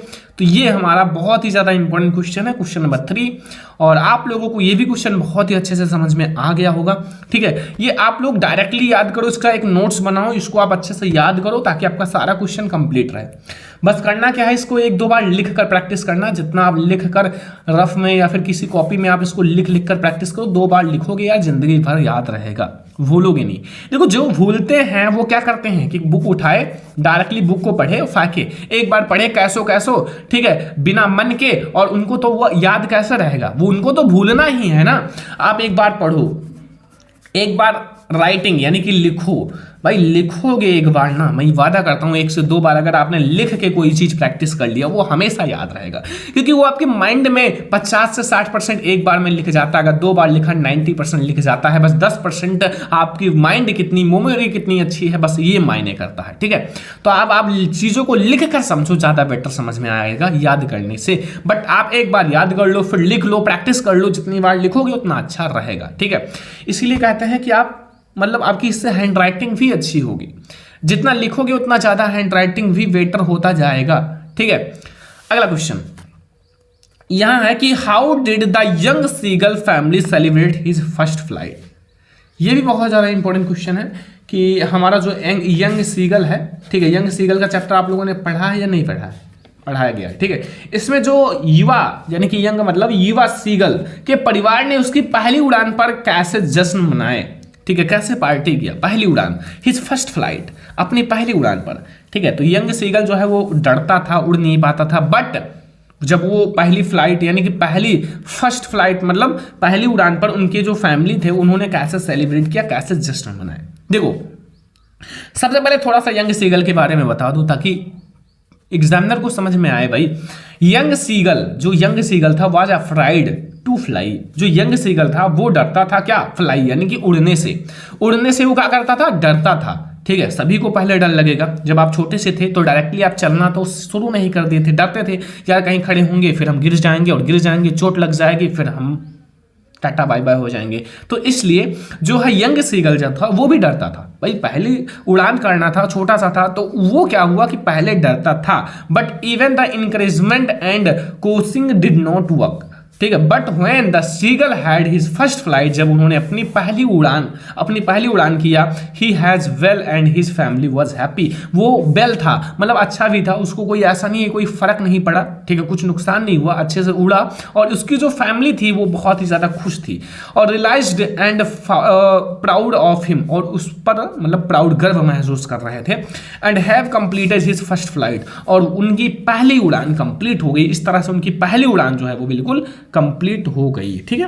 बस बहुत आसान है, कुछ भी नहीं है। तो ये भी आपको क्वेश्चन बहुत ही अच्छे से समझ में आ गया। दूसरा यानी कि चौथा नंबर क्वेश्चन बहुत ही ज्यादा इंपॉर्टेंट भी है। तो अब हम लोग देखते हैं क्वेश्चन नंबर 5। देखो क्वेश्चन नंबर 5 में आपसे क्या पूछ रहा है, देखो why was Mr Keesing annoyed with Anne and what did he ask to do. यानी कि जो मिस्टर किसिंग थे वो एनी पर गुस्सा क्यों थे, एंड उनको फिर क्या वर्क दिया, क्या पूछा उनसे, ये आपको बताना है, ठीक है। ये भी बहुत ही ज्यादा इंपॉर्टेंट क्वेश्चन है, ठीक है। तो इसको भी आप थोड़ा सा ध्यान से पढ़ना क्योंकि आपके बोर्ड एग्जाम में आएगा जरूर, ठीक है। तो ये आप लोगों का जो मिस्टर किसिंग थे वो एनॉयड मतलब जो एनी पर गुस्सा थे या फिर उनसे परेशान क्यों थे, और फिर उनको क्या वर्क दिया, क्या करने के लिए कहा। ये आप लोग अगर चैप्टर पढ़े होंगे, इसकी कहानी जानते होंगे, स्टोरी, मेन स्टोरी, अगर आप किसी के बारे में स्टोरी जानते हो तो उसको आप आसानी से लिख सकते हो, ठीक है। लैंग्वेज आपका हिंदी हो या इंग्लिश हो, बट आप उसको हिंदी में लिख लोगे तो आई होप कि आप उसको इंग्लिश में भी आसानी से ट्रांसलेट कर सकते हो, अगर थोड़ा सा मेधावी छात्र हो, मतलब थोड़ा सा पढ़ने में अच्छे हो तो, ठीक है। देखो यहाँ क्या है कि mister Keesing was annoyed with any. जो एनी से मिस्टर किसिंग जो थे वो परेशान थे, मिस्टर किसिंग एनी से परेशान थे because she talk very much in the class. वो जो है क्लास में बहुत ज़्यादा बातें करती थी। देखो जब आप क्लास में बैठते हो तो कोई लड़का या लड़की ऐसा होता है जो बहुत ही ज़्यादा क्लास में बातें करते हैं, और टीचर जो है हमेशा डिस्टर्ब होता है। बट ऐसा नहीं है कि वो बच्चा कुछ नहीं जानता है, बात वही कर पाते हैं ज़्यादा जिसके पास टैलेंट होता है। देखो अगर आप कहीं भी जाते हो, ठीक है, तो ज़्यादा देखो बोलना भी बहुत ही ज़्यादा हार्ड वर्क है, ठीक है। सभी के सामने एक सही तरीके से बोलना थोड़ा सा हार्ड वर्क है, ठीक है। तो मतलब जो बच्चा थोड़ा अच्छा होता है वही ज़्यादा बोलता भी है, ठीक है। और हाँ, जो सही बोलता है, मतलब ऐसा नहीं कि मन में जो आया बोल दिया, उसका अर्थ मीन्स कुछ है ही नहीं, ऐसा नहीं। ऐसा बच्चा बहुत सारे होते हैं जो बहुत अच्छी चीज़ें बोलते हैं और समय समय पर ज़्यादा बोलते भी हैं, ठीक है, उनकी एक अलग वैल्यू भी होती है, ठीक है। तो देखो मिस्टर किसिंग जो था वो एनी पर गुस्सा था because he talk very much in the classroom. देखो he assigned her extra homework, उनको एक्स्ट्रा होमवर्क दिया, her to write on essay the subject chatter box. Chatter box क्या है, देखो उनको एक एसे लिखने के दिया थे, किसके, चैटर बॉक्स का मतलब होता है बात, जैसे एक बातूनी होती है ना, तो जैसे बात पर चैटर बॉक्स पर उनको लिखने को दिया, ठीक है, ऐसे। तो ये भी बहुत ही ज्यादा इंपॉर्टेंट है, काफी आसान सा क्वेश्चन है, बट आपको हार्ड लगेगा क्योंकि अभी आप क्लास 10th में हो। जैसे जैसे आप आगे क्लास में जाओगे 11th में तो आप कहोगे यार क्लास 10 बहुत ईजी था, क्लास 11th हार्ड है। क्लास 12th में जाओगे कहोगे यार क्लास 11th ईजी था यार, क्लास 12th हार्ड है। अब तो क्लास 12th में इतने मोटे मोटे बुक हैं। जैसे आप यूपीएससी की तैयारी करने जाओगे, अरे यार यूपीएससी का दो पेज हमारे क्लास 12th के फिजिक्स के बराबर था, क्या है, कुछ नहीं है। बट ये अभी जिस टाइम में आप हो आपको क्लास 10th ही हार्ड लगेगा। जैसे आप क्लास 11th में जाओगे, याद रखना आप कहोगे यार क्लास 10 तो इजी था, ठीक है, पूरा बुक मिलाकर इसके 2 बुक के बराबर थे। तो याद रखो, बस आप पढ़ाई करो, अपने आप को रेगुलर पढ़ाई में झोंक दो, तभी आप समझ पाओगे चीजों को। देखो 6 number question, what is Coorg famous for. Coorg जो था वो फेमस क्यों था, किसके लिए फेमस था, तो it is famous for his coffee stalls, ठीक है, कॉफी स्टॉल जो था उसके लिए फेमस था। Every green rain forest and species, ठीक है, कुछ स्पाइसीज के लिए फेमस था। It 13% areas is covered with the every green rain forest, मतलब वहाँ जो था बहुत अच्छे अच्छे हरे फॉरेस्ट थे, उससे लगभग 30% एरिया कवर था, ठीक है। The people of Coorg are independent and brave, वो खुद पर इंडिपेंडेंट थे और ब्रेव मतलब बहादुर थे, तो इसलिए कुर्ग फेमस था, ठीक है। ये काफी आसान से हैं, बट आपको थोड़ा थोड़ा चीजों को समझना है बस, ठीक है। मैं आपके अपने लैंग्वेज में बता रहा हूँ काफी आसान तरीके से, ताकि आपको बेटर से बेटर समझ में आए। अगर आप बुक में देखोगे ये क्वेश्चन आपको 1 पेज में मिल जाएगा, ठीक है। मैं आपको केवल 3 से 4 लाइन में, बोर्ड एग्जाम की कॉपी में 3 लाइन में, 4 लाइन में, 3 लाइन में आ जाएगा आराम से। ये तो यार छोटा सा कॉपी है, बोर्ड एग्जाम की कॉपी काफी बड़ी होती है, ठीक है। तो याद रखो। अगला question number 7, what did Valli do after she got into bus. Valli ने क्या किया आफ्टर बस, यानी कि बस में जाने के पहले, ठीक है। बाद, आफ्टर मतलब होता बाद, ठीक है। She got into the bus and she looked at everything very थॉटली।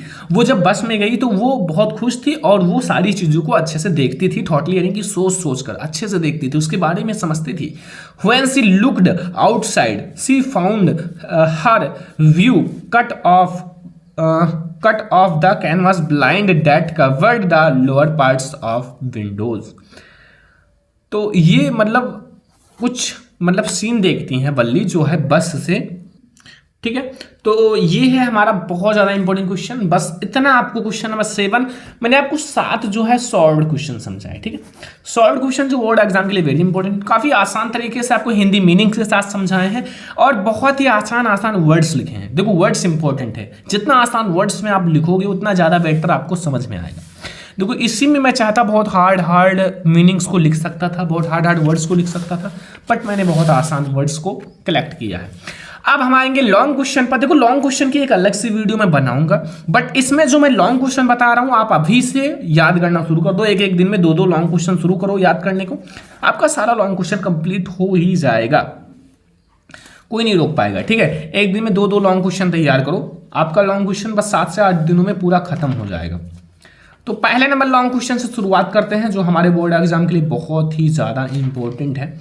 तो पहला लॉन्ग क्वेश्चन आप लोग ध्यान से देखना, जो कि आपके बोर्ड एग्जाम के लिए इंपॉर्टेंट है। देखो पहले में क्या पूछ रहा है कि हु वाज लैंचो, लैंचो कैन था, and why did he write a letter to God, उन्होंने भगवान के लिए पत्र क्यों लिखा। हु रिसीव द लेटर, वो पत्र जो है उसको किसने रिसीव किया। And later what did he do, और उसके बाद क्या हुआ, क्या किया, जो पत्र को मतलब लिया, जिसको प्राप्त हुआ, उन्होंने क्या किया। ये बहुत ही ज़्यादा इंपॉर्टेंट क्वेश्चन है और आई होप कि आपको बहुत ही अच्छे से समझ में भी आ गया होगा। और क्वेश्चन आप बस आपको लिखना क्या है, भाई लैंचो कौन था, पहले लैंचो के बारे में 3-4 लाइन लिख दो। क्यों पत्र लिखा बता दो भाई, क्यों पत्र लिखा, उनके क्या हुआ उसके साथ वो भी लिख दो, 3 से 4 लाइन, ऐसे 1 से 2 पेज लिख दो बस। देखो दूसरा question, give the characteristics of Lencho. Lencho का चरित्र चित्रण जो उसकी लाइफ है उसमें चैप्टर के अकॉर्डिंग जो है लेंचो के बारे में वो लिख दो। एक गरीब किसान था, उसका एक छोटा सा फैमिली था, उसका एक खेत था, ठीक है, जो उसकी घटना हुई उसके साथ, कैसा मैन था, एक फेथफुल मैन था, बहुत ही मेहनती हार्ड वर्किंग फार्मर था। तो ये जो जानते हो उसके बारे में लिख दो। फिर give the characteristics of postmaster. एक कैरेक्टर स्केच लिखना है पोस्टमास्टर का। देखो पोस्टमास्टर लेंचो इन दोनों का कैरेक्टर स्केच चरित्र चित्रण तैयार करना है, ठीक है।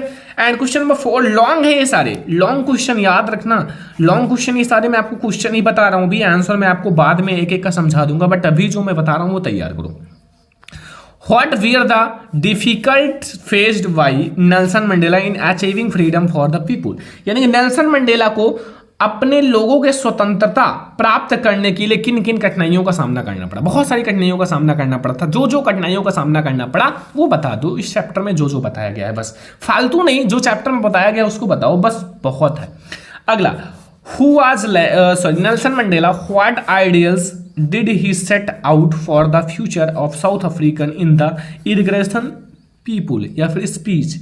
यहां बताना है कि जो नेल्सन मंडेला कौन थे, उन्होंने अपने उद्घाटन भाषण में दक्षिण अफ्रीका के भविष्य के लिए क्या प्रदर्शन या क्या आदर्श रखे, ठीक है। क्वेश्चन नंबर 5 समझ में आ गया। अगला हमारा कैरेक्टर स्केच है। Give the character sketch of Anne Frank. Anne Frank का एक कैरेक्टर स्केच लिखना है, जो उस चैप्टर के अकॉर्डिंग आप एनी फ्रैंक का कैरेक्टर स्केच लिख दो, आपको फुल मार्क्स मिल जाएगा, कोई नहीं रोक पाएगा, ठीक है। तो ये हमारा क्वेश्चन नंबर 6 है। क्वेश्चन नंबर 7 आ जाओ। Why does the bus conductor calls बल्ली एज मैडम। मतलब जो बस कंडक्टर था उन्होंने बल्ली को मैडम क्यों बुलाया। And explain with examples. आपको एक्सप्लेन करना है विथ एग्जांपल के साथ, कुछ अच्छे अच्छे उदाहरण के साथ, ठीक है। 8 नंबर क्वेश्चन, ये लास्ट हमारा लॉन्ग क्वेश्चन है। 8 आपको लॉन्ग तैयार करना है, 7 आपको शॉर्ट तैयार करना है। जो मैंने आपको बताया प्रोज आपका खत्म हो जाएगा, इससे बाहर नहीं आएगा। देखो, हाउ डिड गौतम बुद्ध कॉन्वाइस किसा Gautami dead death is enable, ठीक है। तो ये भी हमारा बहुत ही ज्यादा इंपॉर्टेंट क्वेश्चन है, क्वेश्चन नंबर 8। इसका मतलब है माय डियर स्टूडेंट कि जो गौतम बुद्ध था, ठीक है, किसा गौतमी को कैसे विश्वास दिलाया कि मृत्यु जो है वो एक मतलब वो होना है, ठीक है, मृत्यु होना है उसको। मतलब वो उसको क्या था कि उसको उसका पुत्र जो है उसका मृत्यु हो गया था, उसको वापस लाना चाहती थी, बट ऐसा हो नहीं सकता था, ठीक है। तो ये हमारा एक रीति है, जो होगा उसको कोई रोक नहीं सकता, ठीक है। तो ये हमारा होगा क्वेश्चन नंबर 8। और ये लॉन्ग क्वेश्चन 8 तैयार कर लो, इसमें से 2 आएंगे, एक लिखना है यार, एक लिखना है, इसमें से आएंगे 100% आएगा। तो आप लोग इसको तैयार कर लो, ये लॉन्ग ये शॉर्ट। एक सेंट्रल आइडिया को आपको ध्यान से समझना है। जितना भी सेंट्रल आइडिया बताऊंगा वो ध्यान से समझना। पहला हमारा है dust of snow central idea, ठीक है। इससे पहले इस वीडियो को ज्यादा से ज्यादा लाइक करना, शेयर करना, चैनल पर नए आए हो तो जल्दी से सब्सक्राइब कर लो, ठीक है।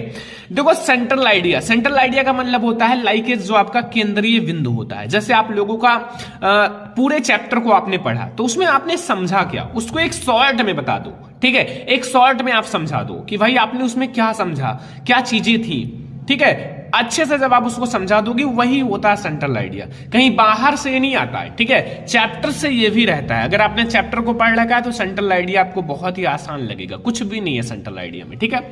तो सेंट्रल आइडिया पहला हमारा रहेगा डस्ट ऑफ स्नो, और जिसके राइटर सभी को पता है रॉबर्ट फ्रोस्ट जी। अभी मैं आपको सेंट्रल आइडिया में बताऊंगा, ठीक है। तो सेंट्रल आइडिया आपको हेडिंग डालना है, फिर आपको सेंट्रल आइडिया लिखना है। ये आपको बुक में भी सेंट्रल आइडिया मिल जाएगा, गाइड में मिल जाएगा, हर जगह आपको सेंट्रल आइडिया मिल जाएगा। लेकिन मैंने जो लिखा है वो अपने तरीके से लिखा है, आप उसको मैच करने की कोशिश मत करना, ठीक है। ये मैंने अपने तरीके से लिखा है ताकि आप लोगों को ज्यादा बेटर समझ में आए, और बहुत ईजी लैंग्वेज में, आसान तरीके में, ठीक है। बुक में तो बहुत ज्यादा बड़ा और हार्ड दिया रहता है, ठीक है, वो आपको बिल्कुल नहीं समझ में आएगा। ऐसा लिखना एक भी नंबर बोर्ड एग्जाम में नहीं कटेगा, आधा नंबर भी नहीं कटेगा, ठीक है। तो सेंट्रल आइडिया है, देखो, the poem dust of snow. जो डस्ट ऑफ स्नो पोयम है is composed by Robert frost. ये जो है कंपोज्ड मतलब कंपोज्ड किया गया है किसके द्वारा, रॉबर्ट फ्रोस्ट के द्वारा, ठीक है। जैसे हम लोग हिंदी में कहते हैं रचित, ठीक है, कि ये जो है कविता इनके द्वारा रचित है, वैसे the poem dust of snow is composed by Robert frost. ये चैप्टर का नाम है, ये, ठीक है, और ये है राइटर यानी कि हमारे पोएट। तो इसको आप लोग ब्लैक से लिखना, हाईलाइट जितना अच्छा रहेगा उतना ही अच्छा लगेगा आपका कॉपी, ठीक है। अब देखो आपको लिखना क्या है, सेंट्रल आइडिया स्टार्ट करना है, ऊपर आप ये लिख देना, बहुत ज्यादा अच्छा होता है। मान लो आपने नहीं लिखा है तो भी कोई दिक्कत नहीं है, ठीक है। देखो, in this poem the poet wants to convey, ठीक है, that sometimes certain movements of action ठीक है, which are simple have larger significance, ठीक है। तो देखो इन दिस पोयम यानी कि इस कविता में, ठीक है, क्या कहना चाहता है जो कवि है, the poet wants to convey, यानी कि द पोएट्स यानी कि जो कवि है, वांट्स मतलब कहना टू कॉन्वे यानी कि बताना चाहता है। क्या बताना चाहता है? कॉन्वे का मतलब होता है बताना, ठीक है। तो बताना चाहता है क्या? डैट कि sometimes certain moments of action, ठीक है। समटाइम्स मतलब होता है कभी कभी, ठीक है। कभी कभी क्या होता है ना कि आप लोगों का मूवमेंट्स यानी कि जो आप लोगों का मूवमेंट्स होता है of action which are simple have larger significance, ठीक है। वो आप लोगों का बहुत सिंपल होता है लेकिन वो बहुत ही ज्यादा महत्वपूर्ण होता है, बहुत ही ज्यादा उसका महत्व होता है, ठीक है। जैसे देखो, दे कैन चेंज द मूड और लाइफ ऑफ ए पर्सन, जो किसी भी व्यक्ति का लाइफ यानी कि जो लाइफ है उसको भी चेंज कर सकता है, मूड को भी चेंज कर सकता है, मतलब मूड को भी चेंज कर देता है और लाइफ को भी चेंज कर देता है ऑफ ए पर्सन, किसी भी पर्सन का, ठीक है। लाइक एज जो चैप्टर में हुआ है वो समझो, जैसे the way a crow shook down dust of snow on the poem, कहने का मतलब है कि जब एक कौवा जो है वो एक वृक्ष यानी कि धतूरे का वृक्ष था उसके ऊपर बैठता है, तो जब वो थोड़ा सा फड़फड़ाता है तो क्या होता है कि डस्ट ऑफ स्नो यानी कि जो छोटे छोटे कण है वो किसके ऊपर गिरते हैं? जो बर्फ के छोटे छोटे कण हैं वो पोएट के ऊपर गिरता है, ठीक है। और वो बहुत ही ज्यादा उदास था। पोएट क्या था? बहुत ही ज्यादा उदास था, ठीक है। तो इंस्पायर्स, उनसे वो इंस्पायर होता है एंड गिव्स हिम, और देता है the ideas to shake of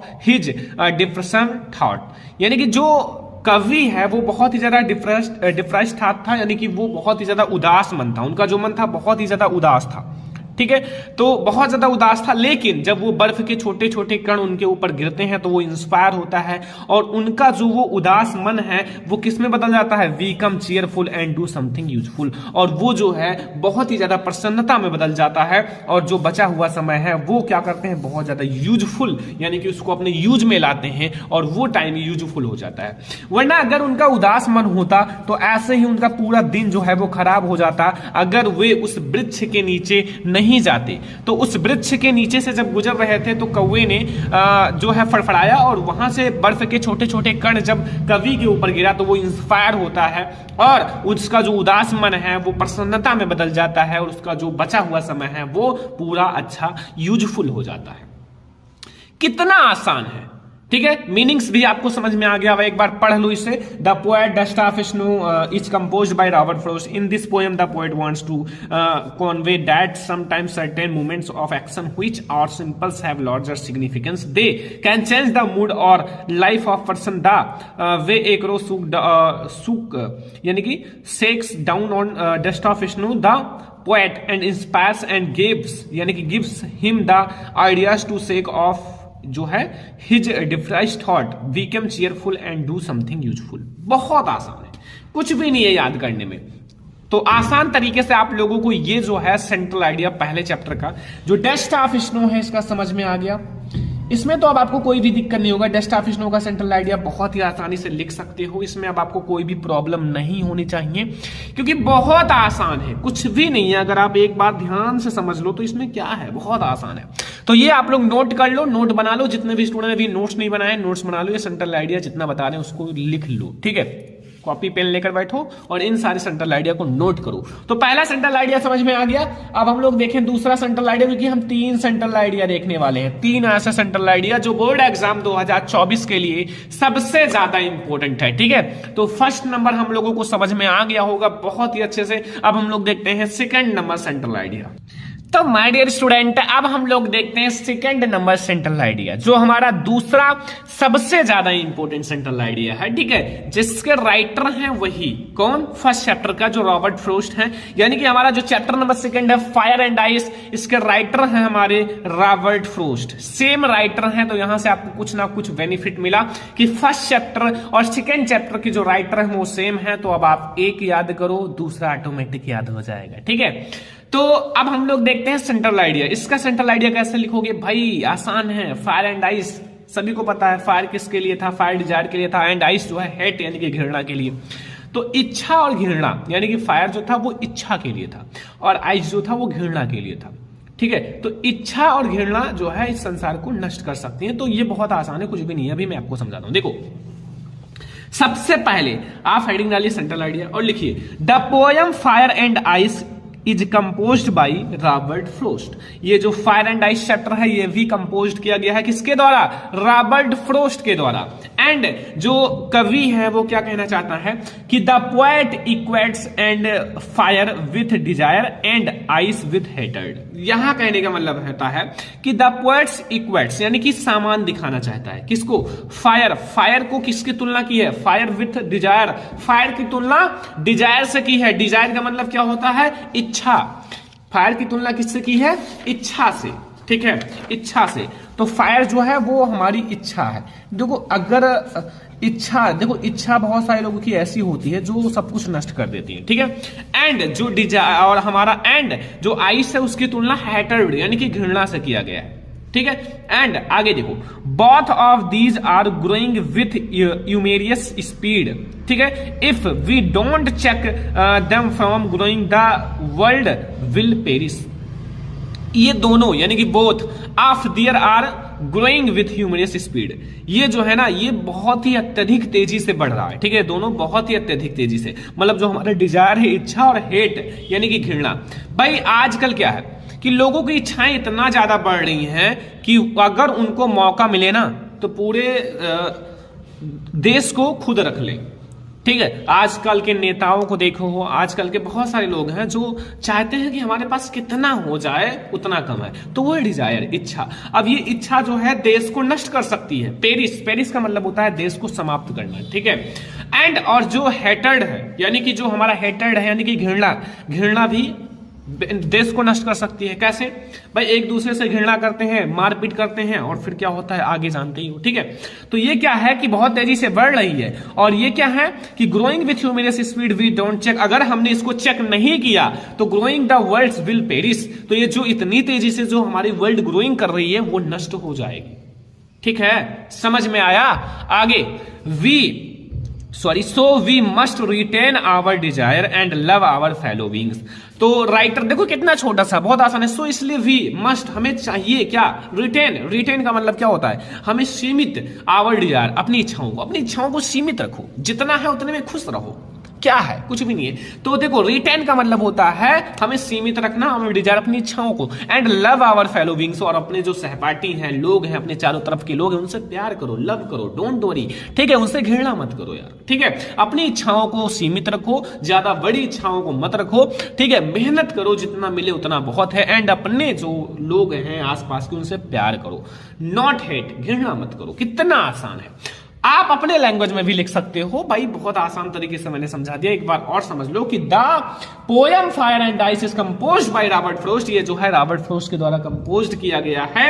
and the poet equates fire with desire and ice with hatred. यानी कि जो लेखक है, कवि है, वो क्या करता है? फायर की तुलना डिजायर से करता है और आइस की तुलना घृणा से करता है। अब लेखक यही कहना चाहता है अगर जो है विश्व का यानी कि वर्ल्ड का समाप्ति या तो डिजायर से होगी या फायर से होगी, बस यही कहना चाहता है। ठीक है, what of these are growing with humorous speed we don't check them from growing the world will perish and so we must retain our desire and love our fellow beings. तो दूसरा नंबर सेंट्रल आइडिया बहुत अच्छे से समझ में आ गया होगा, don't worry. अगला तीसरा सेंट्रल आइडिया, जो हमारा तीसरा मोस्ट इंपोर्टेंट सेंट्रल आइडिया है, चैप्टर का नाम है अमंडा। ठीक है, अमंडा चैप्टर का नाम है। इसके जो पोएट हैं वो है रॉबिन केन।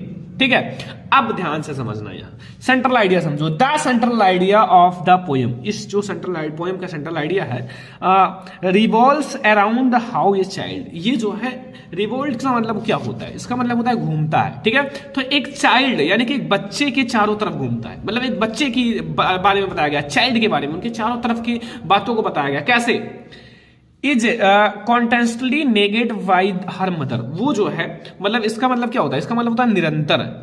नेगेट का मतलब होता है परेशान होता है, मतलब अपने माता के द्वारा, अपने मदर के द्वारा वो लगातार परेशान होती है। ठीक है, जो अमंडा नाम है वही। ठीक है, तो वो अपने माता के द्वारा लगातार परेशान होती है, निरंतर परेशान होती है, उनको परेशान करती है, छोटी छोटी बातों पर परेशान करती है। मतलब वो अपने जान में अच्छी अच्छी बातों को बताती है, बट उस बच्ची को लगता है कि मुझे परेशान कर रही है। ठीक है, अगला the poetess sheds lights on how a child is always mocked and questions about her actions by mother. ठीक है। तो ये जो पोएट्रेस है यानी कि जो कवित्री हैं वो कहना चाहती हैं कि उस मदर, ठीक है, मदर जो है उनकी छोटी छोटी एक्शंस पर क्वेश्चंस करती हैं और मॉडर्स का मतलब ध्यान रखती है, मॉनिटर्स का मतलब ध्यान रखती है, ठीक है। तो उस बच्चे के छोटे छोटे मतलब चीजों पर, एक्शन पर मतलब ध्यान रखती हैं और उनसे प्रश्न करती हैं, ठीक है। तो इसके बाद जो अमंडा है वो सोचती है, therefore Amanda a dreams to get always from their travels. तो वो क्या करती हैं, वो सोचती हैं, ड्रीम्स मतलब सपनों में खो जाती हैं और सोचती हैं काश मैं इन सारे प्रश्नों से छुटकारा पा जाता, मतलब इस तरह के माहौल से छुटकारा पा जाता और इससे अच्छा मैं अनाथ आश्रम में होती तो ठीक रहता, ठीक है।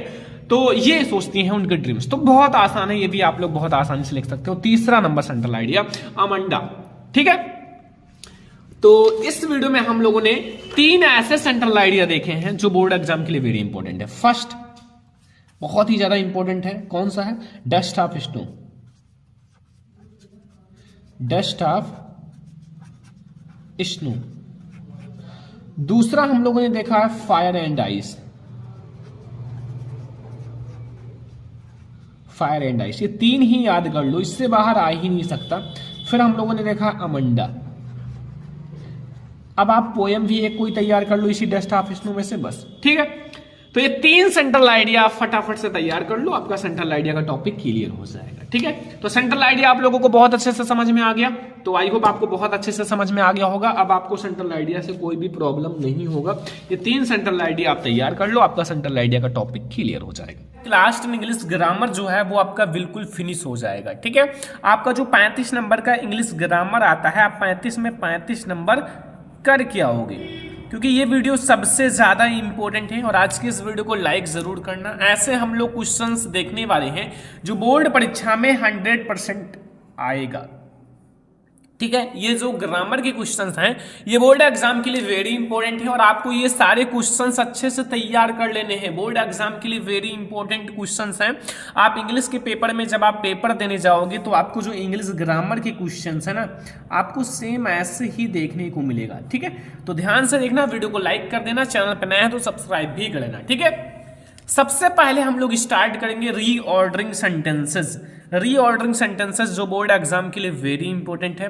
रीऑर्डरिंग सेंटेंसेस हम लोग देखेंगे सबसे पहले, और ये आपकी बोर्ड एग्जाम में ऑब्जेक्टिव में वे आता है एंड आपके वैसे भी आ सकता है 2 नंबर का। तो ध्यान से समझना, एक एक को मैं बहुत ज्यादा इंपॉर्टेंट है वही रीऑर्डरिंग सेंटेंसेस समझाऊंगा, ठीक है, जो बोर्ड एग्जाम में आएगा।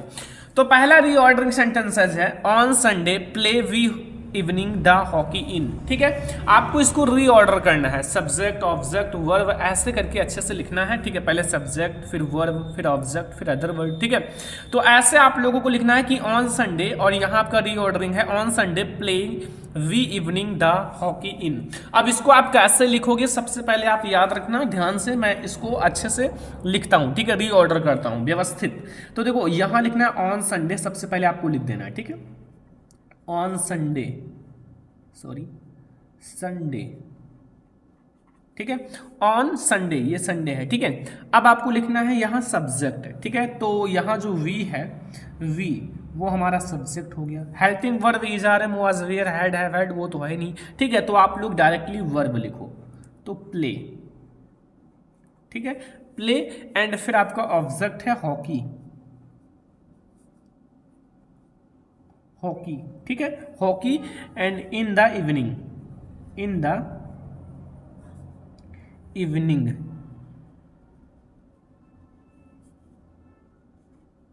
ये हमारा हो गया reordering sentences. On Sunday we play hockey in the evening. देखो सबसे पहले ऑन संडे मैंने लिखा क्योंकि अगर आपका मान लो आपका जो ऑब्जेक्ट है वहां आपका इवनिंग है ही, तो आपको आगे लिख देना है on Sunday we play hockey in the evening, ठीक है।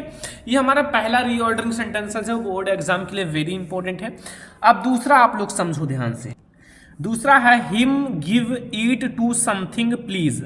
अब यहां जो है प्लीज शब्द आया तो सबसे पहले आपको प्लीज ही लिखना है, ठीक है, प्लीज, ठीक है। Give him, please give him, please give him, ठीक है। अब यहां देखो समथिंग है कुछ, यानी कि समथिंग का मतलब कुछ, तो यहां समथिंग कोई चीज, ठीक है, समथिंग टू ईट खाने के लिए, बस हो गया। Please give him something to eat, ठीक है।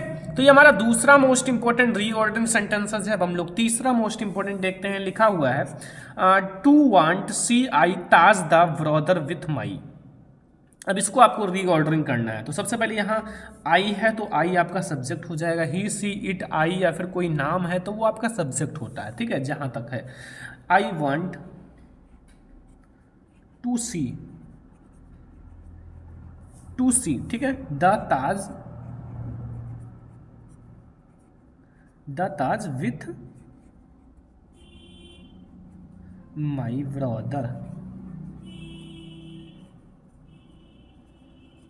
ब्रदर, ठीक है। तो ये हमारे हैं रीऑर्डरिंग सेंटेंसेस। देखो अगर आपके ऑब्जेक्टिव में आए तो लाइक एज आपका ये है तो आपका ऑप्शन में ऐसा रहे तो आप उसको टिक कर देना सही का। अगर आप लोगों का 2 नंबर में आए तो फिर ऐसे ही लिखना है जैसा मैंने बताया, ठीक है। तो ये मैंने आपको फर्स्ट इंपॉर्टेंट आपका important reordering, second and third 3 important reordering sentences बताए हैं जो बोर्ड एग्जाम के लिए वेरी इंपॉर्टेंट है। ये आप लोग रीऑर्डरिंग का जो टॉपिक है वो अच्छे से समझ लो, ठीक है। रीऑर्डरिंग सेंटेंसेस का जो ये टॉपिक है बहुत इंपॉर्टेंट है, और अगर आपने समझ लिया तो फिर आपका रीऑर्डरिंग सेंटेंसेस बिल्कुल कंप्लीट हो जाएगा, ठीक है। तो अब हम लोग देखते हैं अगला जो है हमारा टॉपिक। अभी तक हम लोगों ने रीऑर्डरिंग सेंटेंसेस देखा, अब हम लोग देखते हैं एक्टिव पैसिव। तो अब हमारा दूसरा टॉपिक जो है वो एक्टिव पैसिव है। ये आपके 2 नंबर में आता है। एक यानी कि 2 एक्टिव पैसिव रहेगा बोर्ड एग्जाम में। कोई एक अगर आप करोगे तो आपको मिलेगा 2 मार्क्स। कितना मिलेगा? 2 मार्क्स, ठीक है।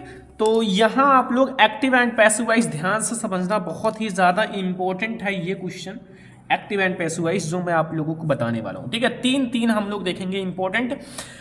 तो सबसे पहला हमारा इंपॉर्टेंट एक्टिव पैसिव लिखा हुआ है people always admire freedom fighters. क्या लिखा हुआ है? पीपुल जो है ऑलवेज एडमायर फ्रीडम फाइटर्स। तो आपको ये पता है कि भाई हमें एक्टिव पैसिव में ऑब्जेक्ट को सब्जेक्ट और सब्जेक्ट को ऑब्जेक्ट बनाना पड़ता है, ठीक है, इतना समझना। तो यहां हमें सब्जेक्ट जो है, सबसे पहले ये देखो कि हमारा कौन सा टेंस है। तो यहां पीपुल ऑलवेज यानी कि हमारा एडमायर फ्रीडम फाइटर्स, तो ये हमारा प्रेजेंट इंडेफिनिट है। कौन सा है? प्रेजेंट इंडेफिनिट, क्योंकि यहाँ हमारा कोई भी आपका फर्स्ट सेकंड थर्ड फॉर्म है नहीं वर्ब की, और यहाँ कोई भी हेल्पिंग वर्ब नहीं है, ठीक है। तो ये हमारा है प्रेजेंट इंडेफिनिट। तो सबसे पहले आपको यहाँ ऑब्जेक्ट लिखना होगा। तो यहाँ फ्रीडम फाइटर्स हमारा ऑब्जेक्ट है। तो यहाँ आप पैसिव बनाते समय सबसे पहले आप ऑब्जेक्ट लिखो, आगे उसको सब्जेक्ट बना लो पैसिव वॉइस में, फ्रीडम फाइटर्स। अब यहाँ फाइटर्स का मतलब बहुत सारे लोग हैं, ठीक है। तो यहाँ इज आर एम क्या प्रयोग किया जाएगा? आर प्रयोग किया जाएगा, ठीक है, क्योंकि ये बहुवचन हो चुका है, ठीक है। तो अब आप यहाँ ऑलवेज लिख दो, जो आपका ऑलवेज है, ठीक है। अब आपको वर्ब लिखना है एडमायर, लेकिन यहाँ ध्यान रखना कि जो वर्ब है हमेशा वर्ब की थर्ड फॉर्म यूज किया जाता है। अगर आप एक्टिव से पैसिव में चेंज कर रहे हो तो हमेशा आपको वर्ब की थर्ड फॉर्म ही यूज करना है, और बाई लगा के आपको सब्जेक्ट लिख देना है, बाई द पीपुल, ठीक है, पीपुल। तो ये हमारा हो गया freedom fighters are always admired by the people. बहुत आसान है, कुछ भी नहीं है। दूसरा देखो, who wrote the application, who wrote the application, ये इस टाइप का अगर हु वाला है ना तो बहुत आसान होता है। बाई हुम लिखो, सबसे पहले हु को हुम में बदल दो, बाई हुम,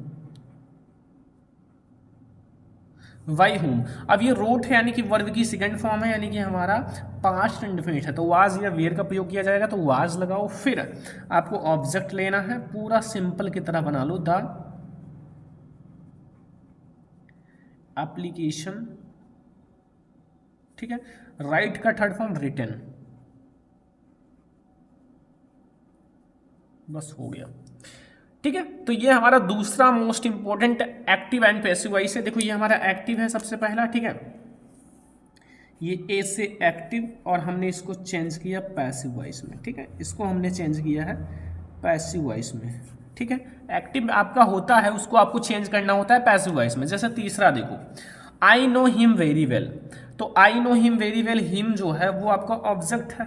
तो यहाँ आप इसको सब्जेक्ट बना लो ही, क्योंकि ये आपका कौन सा टेंस है? प्रेजेंट इंडेफिनिट है, ठीक है। ही इज, अब देखो वेल,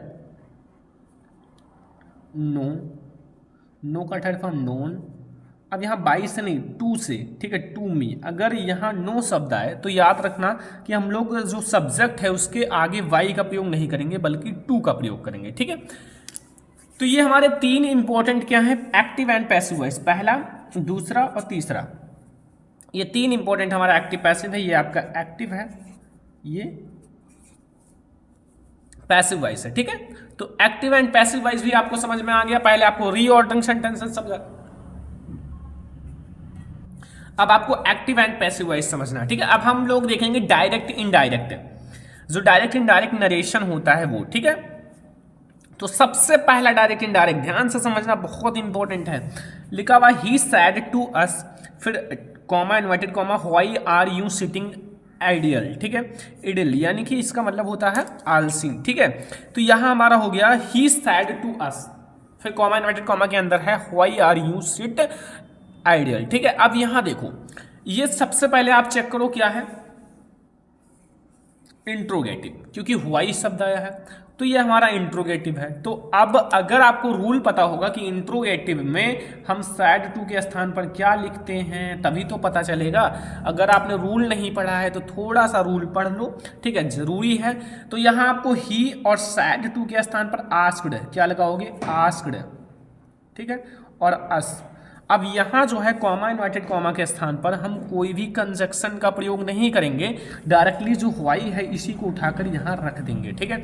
व्हाई को आप कंजक्शन बना दोगे। अब आपको जो सिंपल सेंटेंस होता है, जैसे बिल्कुल सिंपल वैसे बनाना है। यू जो है वो हमारा सेकंड पर्सन का प्रोनाउन है, यू बदलेगा अस से तो वो हो जाएगा वी, ठीक है। अस का सब्जेक्टिव केस होता है वी, ठीक है। एंड फिर आपका ये प्रेजेंट इंडेफिनिट है, नहीं प्रेजेंट कॉन्टिन्यूअस है, प्रेजेंट कॉन्टिन्यूअस बदल जाएगा पास्ट कॉन्टिन्यूअस में, ठीक है। तो वी के साथ हम लोग वियर का प्रयोग करेंगे, वी वियर सिटिंग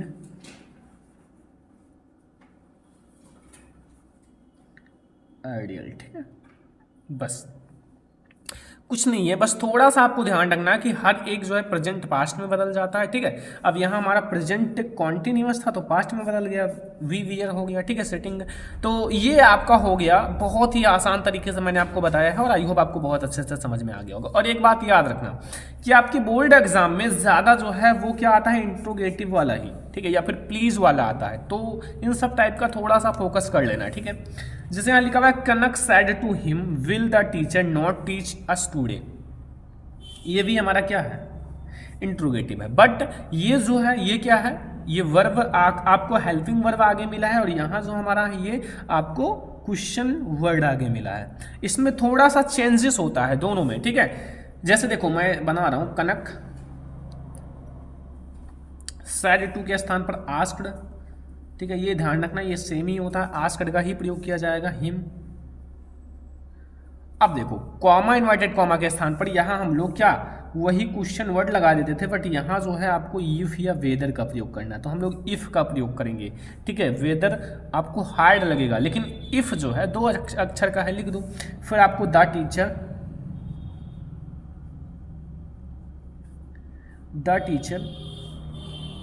विल जो है वो उड में बदल जाएगा, उड नॉट टीच, ठीक है। फिर यहां देखो देम, और जो हमारा, ठीक है, ये जो अस है अस ये बदल जाएगा देम में, ठीक है। एंड फिर हमारा अस के बाद टुडे जो है वो डैट डे हो जाएगा, टू डे का हो जाता है डैट डे। ये सब रूल थोड़ा सा याद रखना क्योंकि बहुत ज़्यादा इंपॉर्टेंट है, ठीक है। तो ये हमारा हो गया दूसरा डायरेक्ट इनडायरेक्ट। तीसरा आप लोग समझो, थोड़ा सा इसमें चेंजेस है। जैसे do you know the way to the station I said to Ankit, तो अब आपको ये जो है ये आपका पीछे है और ये आगे है, तो इसको आपको आगे ही बनाना है, आई सेड टू अंकित, ठीक है। ये भी हमारा वही है, आई सेड के स्थान पर सेड टू के स्थान पर आस्क्ड लग जाएगा, आई आस्क्ड अंकित। अब इफ लगा दो सेड, यहाँ जो कॉमा इन्वर्टेड कॉमा के स्थान पर इफ। अब देखो ध्यान से, इफ हमने लगाया, अब यू जो है वो सेकंड पर्सन का प्रोनाउन है तो वो बदलेगा अंकित से, तो वो हो जाएगा ही। नो जो है वो आपका न्यू में बदल जाएगा, the way to the station. बस आसान है, कुछ है नहीं, बट थोड़ा सा अगर आप रूल्स थोड़ा सा याद रखते हो तो आपको बहुत आसान लगेगा। तो ये तीन हमारे मोस्ट इंपॉर्टेंट, वेरी इंपॉर्टेंट हो गए, डायरेक्ट इनडायरेक्ट। ठीक है, डायरेक्ट इनडायरेक्ट जो बोर्ड एग्जाम के लिए वेरी इंपॉर्टेंट है। अब हमारा आता है पंचुएशन। पंचुएशन जो बोर्ड एग्जाम के लिए वेरी इंपॉर्टेंट है। आपको ये सारे पंचुएशन तैयार कर लेने हैं। पंचुएशन आपके बोर्ड एग्जाम में 2 नंबर का आता है। कितने मार्क्स का? 2 नंबर का आता है। और अगर आपने ये सारा पंचुएशन तैयार कर लिया तो आपका पंचुएशन से भी टॉपिक क्लियर हो जाएगा।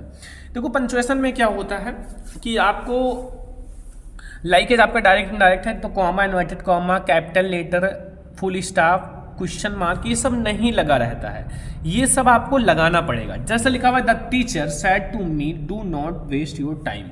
अब यहाँ देखो लाइकेज आपका पहला अक्षर कैपिटल होना चाहिए। ठीक है, तो ये आप कैपिटल करो, द टीचर। ठीक है, सेड टू मी। अब कॉमा लगाओ, इनवर्टेड कॉमा। ठीक है, कॉमा इन्वर्टेड कॉमा इसमें नहीं लगा हुआ है जो आपको लगाना पड़ेगा। फिर आपको do not waste your time, comma inverted comma बंद। तो इस टाइप से आपका जो है मतलब अधूरा है और इसको आपको अच्छे से पूरा करना होगा। ठीक है, तो ये हमारा हो गया बहुत ही ज़्यादा इंपॉर्टेंट पंचुएशन। ऐसे ही हमारा दूसरा है can you go to Delhi today, the officer said to the clerk. ठीक है, तो यहाँ आपको इसको भी उसी तरह से बनाना है। ये भी हमारा वही है, सेम ही है, कुछ है नहीं चेंज। यहाँ आप कॉमा इन्वर्टेड कॉमा लगाओ, सबसे पहले डबल कॉमा, और can you go to, D capital कर देना क्योंकि ये दिल्ली है, डी कैपिटल टूडे। फिर यहाँ क्वेश्चन मार्क, फिर यहाँ कॉमा इन्वर्टेड कॉमा बंद। ठीक है, फिर द ऑफिसर है ना, ऑफिसर सेम वैसे ही है, बस थोड़ा सा जो है साइड चेंज कर दिया गया है। ठीक है, सैड टू द कलर का। ठीक है, बस। तो ये हमारा हो गया दूसरा। तीसरा देखो, Rekha said to her friend why did you not come to the college yesterday. ये भी बहुत इंपॉर्टेंट। देखो मैं आपको बता दूं, ये जो है ज़्यादा इंट्रोगेटिव ही आता है, और ये जो आपका है डायरेक्ट इनडायरेक्ट वाला ही ज़्यादा आता है। डायरेक्ट इनडायरेक्ट, ध्यान रखना, डायरेक्ट इनडायरेक्ट ही आता है, ये ध्यान रखना 100%, क्योंकि मैंने बहुत सारे पेपर देखा है डायरेक्ट इनडायरेक्ट ही आता है। जैसे Rekha said to her friends why did you not come to college yesterday. तो सबसे पहले रेखा का आर जो है वो कैपिटल कर लो, Rekha said to her friend, फिर comma inverted comma why did you not come to college. ठीक है, फिर आपका यस्टरडे, बस। ठीक है, तो ये हमारा हो गया इंपॉर्टेंट पंचुएशन जो बोर्ड एग्जाम के लिए वेरी इंपॉर्टेंट है। और आप लोगों को ये सारे टॉपिक्स समझना है। मैं आपको बहुत ज़्यादा इंपॉर्टेंट जो है वही बता रहा हूँ, क्योंकि ये सारे पेपर में 100% आएगा और आपको तैयार ही करना पड़ेगा। ठीक है, अगला है हमारा प्रीपोजिशन। प्रीपोजिशन जो बोर्ड एग्जाम के लिए वेरी इंपॉर्टेंट है। जैसे लिखा है पहला, my father lived in Mumbai, फिर डैश डैश डैश 10 ईयर। तो अब यहाँ आपको कौन सा प्रीपोजिशन भरना है? My father lived in Mumbai, फिर यहाँ dash dash dash dash 10 year. तो यहाँ देखो 10 ईयर जो है वो एक अनिश्चित समय है, निश्चित तो है नहीं कौन सा 10 ईयर है। तो यहाँ फॉर का प्रयोग करोगे, क्या लिखोगे? फॉर। हु इज नोकिंग, फिर dash dash the door. Knocking के साथ एट का प्रयोग किया जाता है। ठीक है, ध्यान रखना, एक एक पॉइंट मैं आपको समझा रहा हूँ। फिर यहाँ तीसरा है, राहुल इज वीक, फिर डैश डैश इंग्लिश। तो Rahul is weak in English. I am suffering, ये तो बहुत आसान है, I am suffering from fever. Did you listen, listen के साथ टू। व्हाट आई सेड, तो ये हमारा 5 ऐसे इंपॉर्टेंट प्रीपोजिशन हैं जो बोर्ड एग्जाम के लिए वेरी इंपॉर्टेंट है। और आपको ये प्रीपोजिशन तैयार ही हो गया होगा, इसमें तो कुछ है नहीं कि आप लोगों को तैयार करना पड़े। तो अब हम लोग एक नेक्स्ट टॉपिक देखेंगे जो बोर्ड एग्जाम के लिए वेरी इंपॉर्टेंट है आप लोगों के लिए, ट्रांसलेशन, जो बोर्ड एग्जाम में बहुत ही ज़्यादा भूमिका निभाता है, 5 नंबर या 4 नंबर में आता है, ठीक है। तो ये ट्रांसलेशन जो मैंने लिया है ये वेरी इंपॉर्टेंट भी है, बोर्ड एग्जाम में कई बार आ चुका है।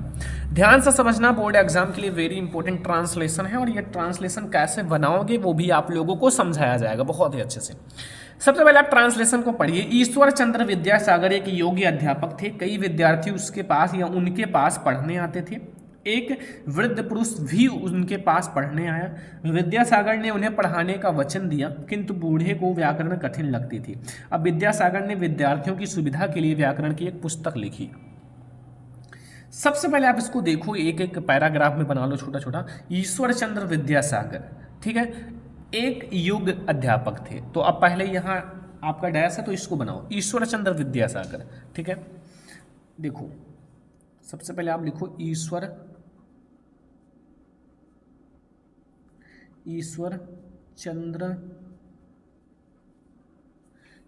चंद्र विद्यासागर।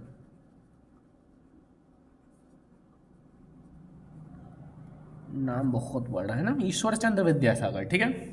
थे यानी कि अध्यापक थे तो वाज का प्रयोग करो। वाज ए, योग का मतलब होता है एवल, एवल का मतलब होता है योग्य, ठीक है। Able teacher. Ishwar Chandra Vidyasagar was ये एवल टीचर, ठीक है। अब उनके पास या कई विद्यार्थी उनके पास पढ़ने आते थे, यानी कि मेनी स्टूडेंट्स, कई विद्यार्थी।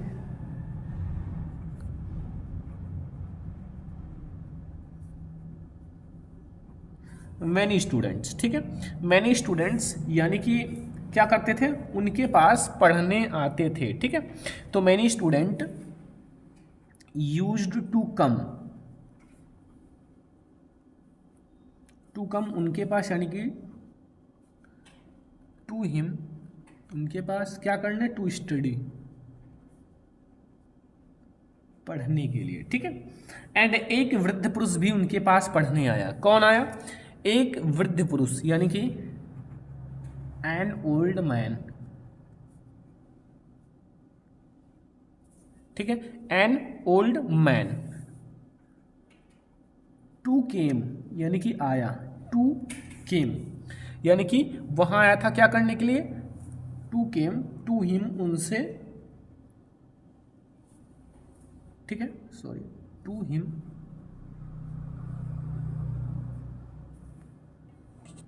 ठीक है। टू बी टाट यानी कि पढ़ने के लिए। विद्यासागर उन्हें पढ़ाने का वचन दिया। जो विद्यासागर हैं उन्होंने मतलब पढ़ाने के लिए उनको वचन दिया। तो यहां सबसे पहले लिखो विद्यासागर,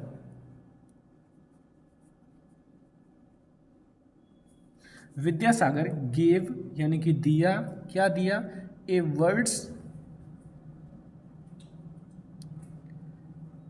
टू हिम, उनको वचन दिया, क्या करने के लिए, टू टीच हिम, उन्हें पढ़ाने के लिए, ठीक है, टू टीच हिम। तो यहां तक आपको समझ में आ गया कि मतलब विद्यासागर ने उन्हें पढ़ाने का वचन दिया, ठीक है। तो विद्यासागर यहां आपका गेव है, gave words to him to teach him, ठीक है।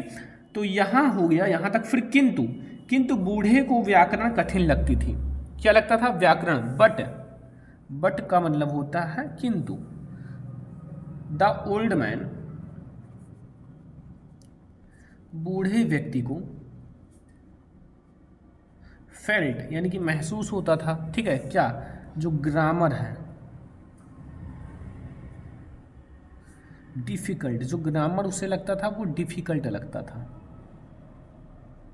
ठीक है, ग्रामर डिफिकल्ट लगता था। विद्यासागर ने विद्यार्थियों की सुविधा के लिए एक व्याकरण की एक पुस्तक लिखी। तो